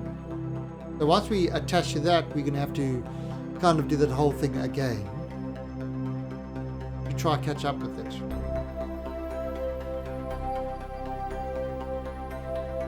But this is kind of the advantage of Kerbal Alarm Clock, is you add it as an alarm, so if you forget about it, it reminds you. And you can see how the communication is working to keep in contact with it all the time. So that's kind of how we got control of our probe constantly. We set up a whole communication network specifically for probes and stuff.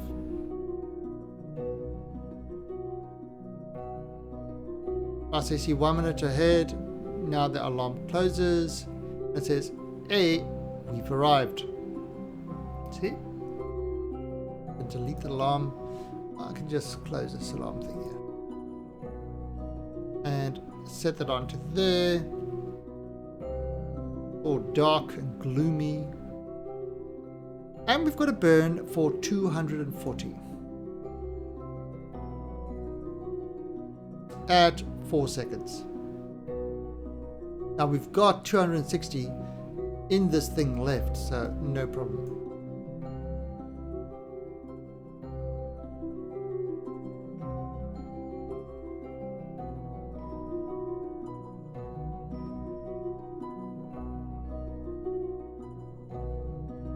Right, wait for 4 seconds and do the burn.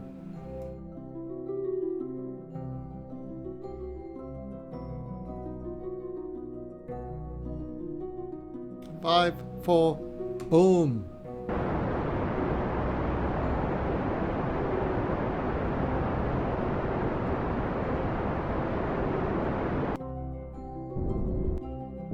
Done.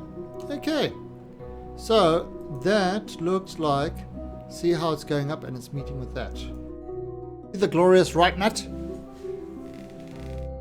Now the distance is 781 and it's going to get closer all the time. Look at it going. Oh, it's glorious. How far are we going to meet up? 0.2. So that's going to be really, really close. We are going to meet up at a 237 difference in speed. Let's see if I look here at target. Now what I can do is maybe stop a little bit sooner.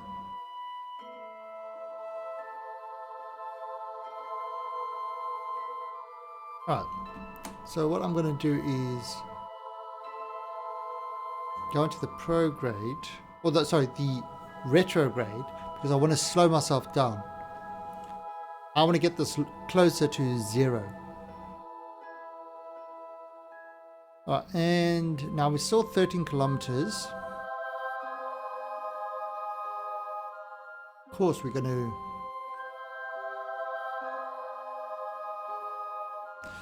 probably do it at around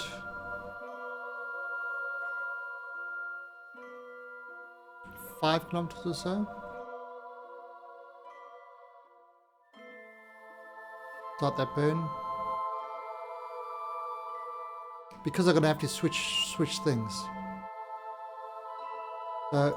And 5 burn.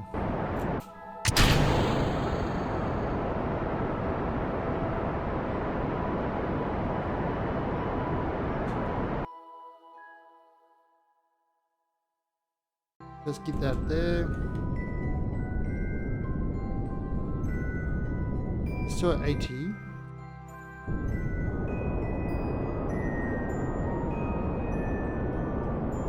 And again, I'm just keeping that on target there. Yeah, about 15 is okay. And look at that. So we are getting closer to the nut. And if I look outside here, see, 0.1 kilometers. So we're still getting nice and close. But we can control, arm this in the meantime. And 1.765. There we go. Now, still going at 15, so we can slow this down. That's 10.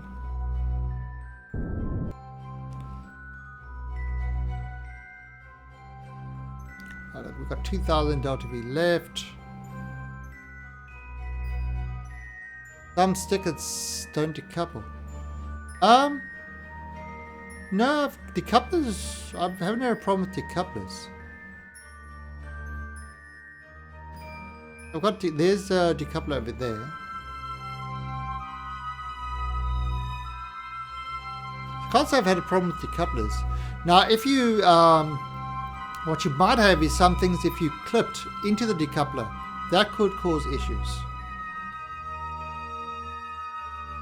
That's 500 meters away, the space rock. Oh, I'm actually getting hungry.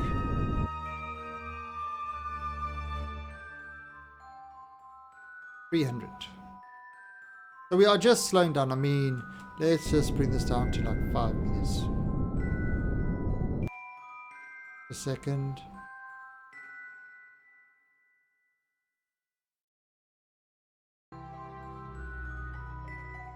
And we are getting very close.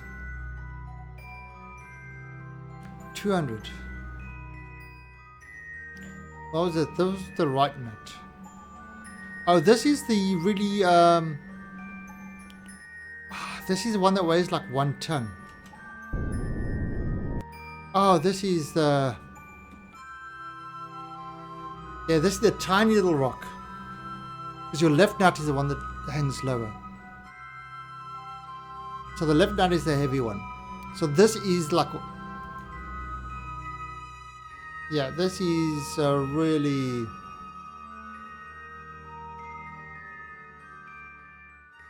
oh, so it's still going to, alright, so let's just stop this completely. Okay, so control from here, target center of mass, move on to the target,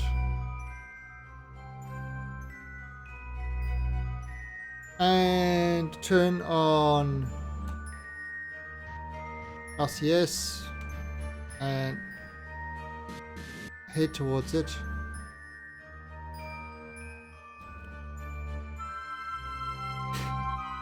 Well, it's got that. Yes, it's important.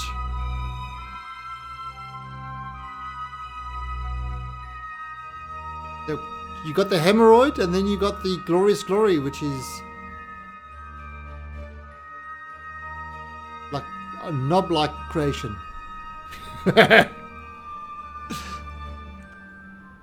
We are totally not a not a PG channel. This is why certain Kerbal streamers don't host me. Yeah, it's all true. That's what happens. Alright, so we're going in, and we are going to grab hold of this, grab it by the rock, and then we are going to take it to our space station.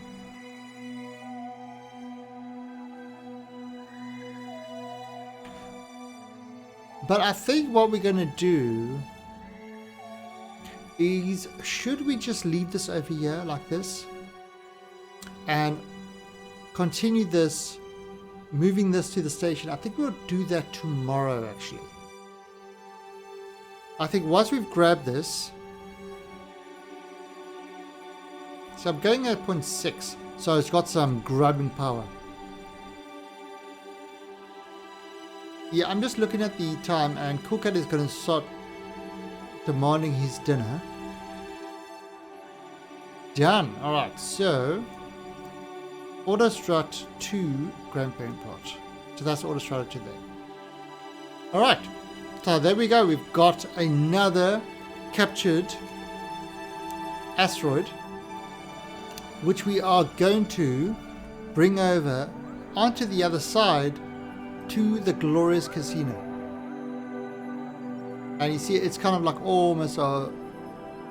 So we could go into a lower orbit and let it catch us. Right? I mean, we could try catch it in a lower orbit. However, it is closer to us. So what we will do with this one is we will take us into a higher orbit and let it catch up with us, instead of we trying to catch up to it. That's the options. You got it at a very high orbit, you can do these sort of things. At a low orbit, sometimes that's pretty hard because you don't have enough space between you and the atmosphere. But what we're going to do now is we are going to, I think we're going to end the stream. We will continue this tomorrow. We will dock this one, we'll grab the next one, we'll grab the last one, which is the right nut, which keeps on, which loses its name all the time. So the left nut, which loses its name all the time. We'll dock those, and then we'll start doing the other parts of the station. The hardest part of the station was catching the 4 asteroids and joining them together. But we made a good start to that, and now it's just a matter of throwing things up to the station, slowly building it with parts that we launch directly. So that is not going to be an issue at all. So that's it. So let's actually have a look and see who else is streaming at the moment and who I can throw a hosty at. Okay.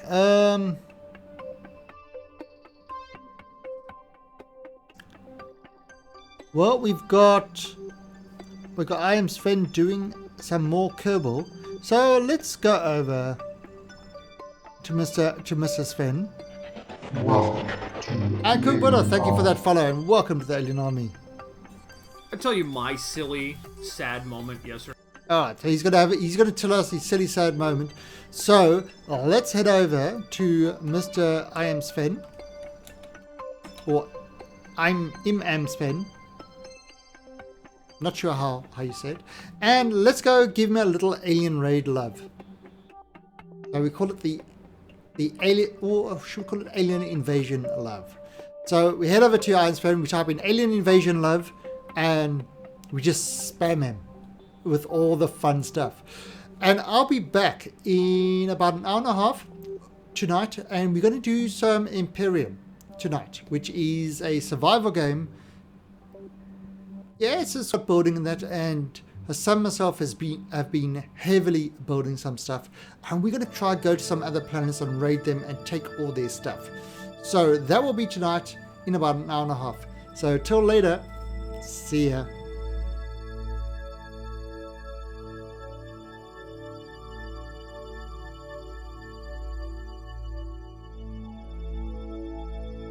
Are probably not going to happen until like the 2100s. Alien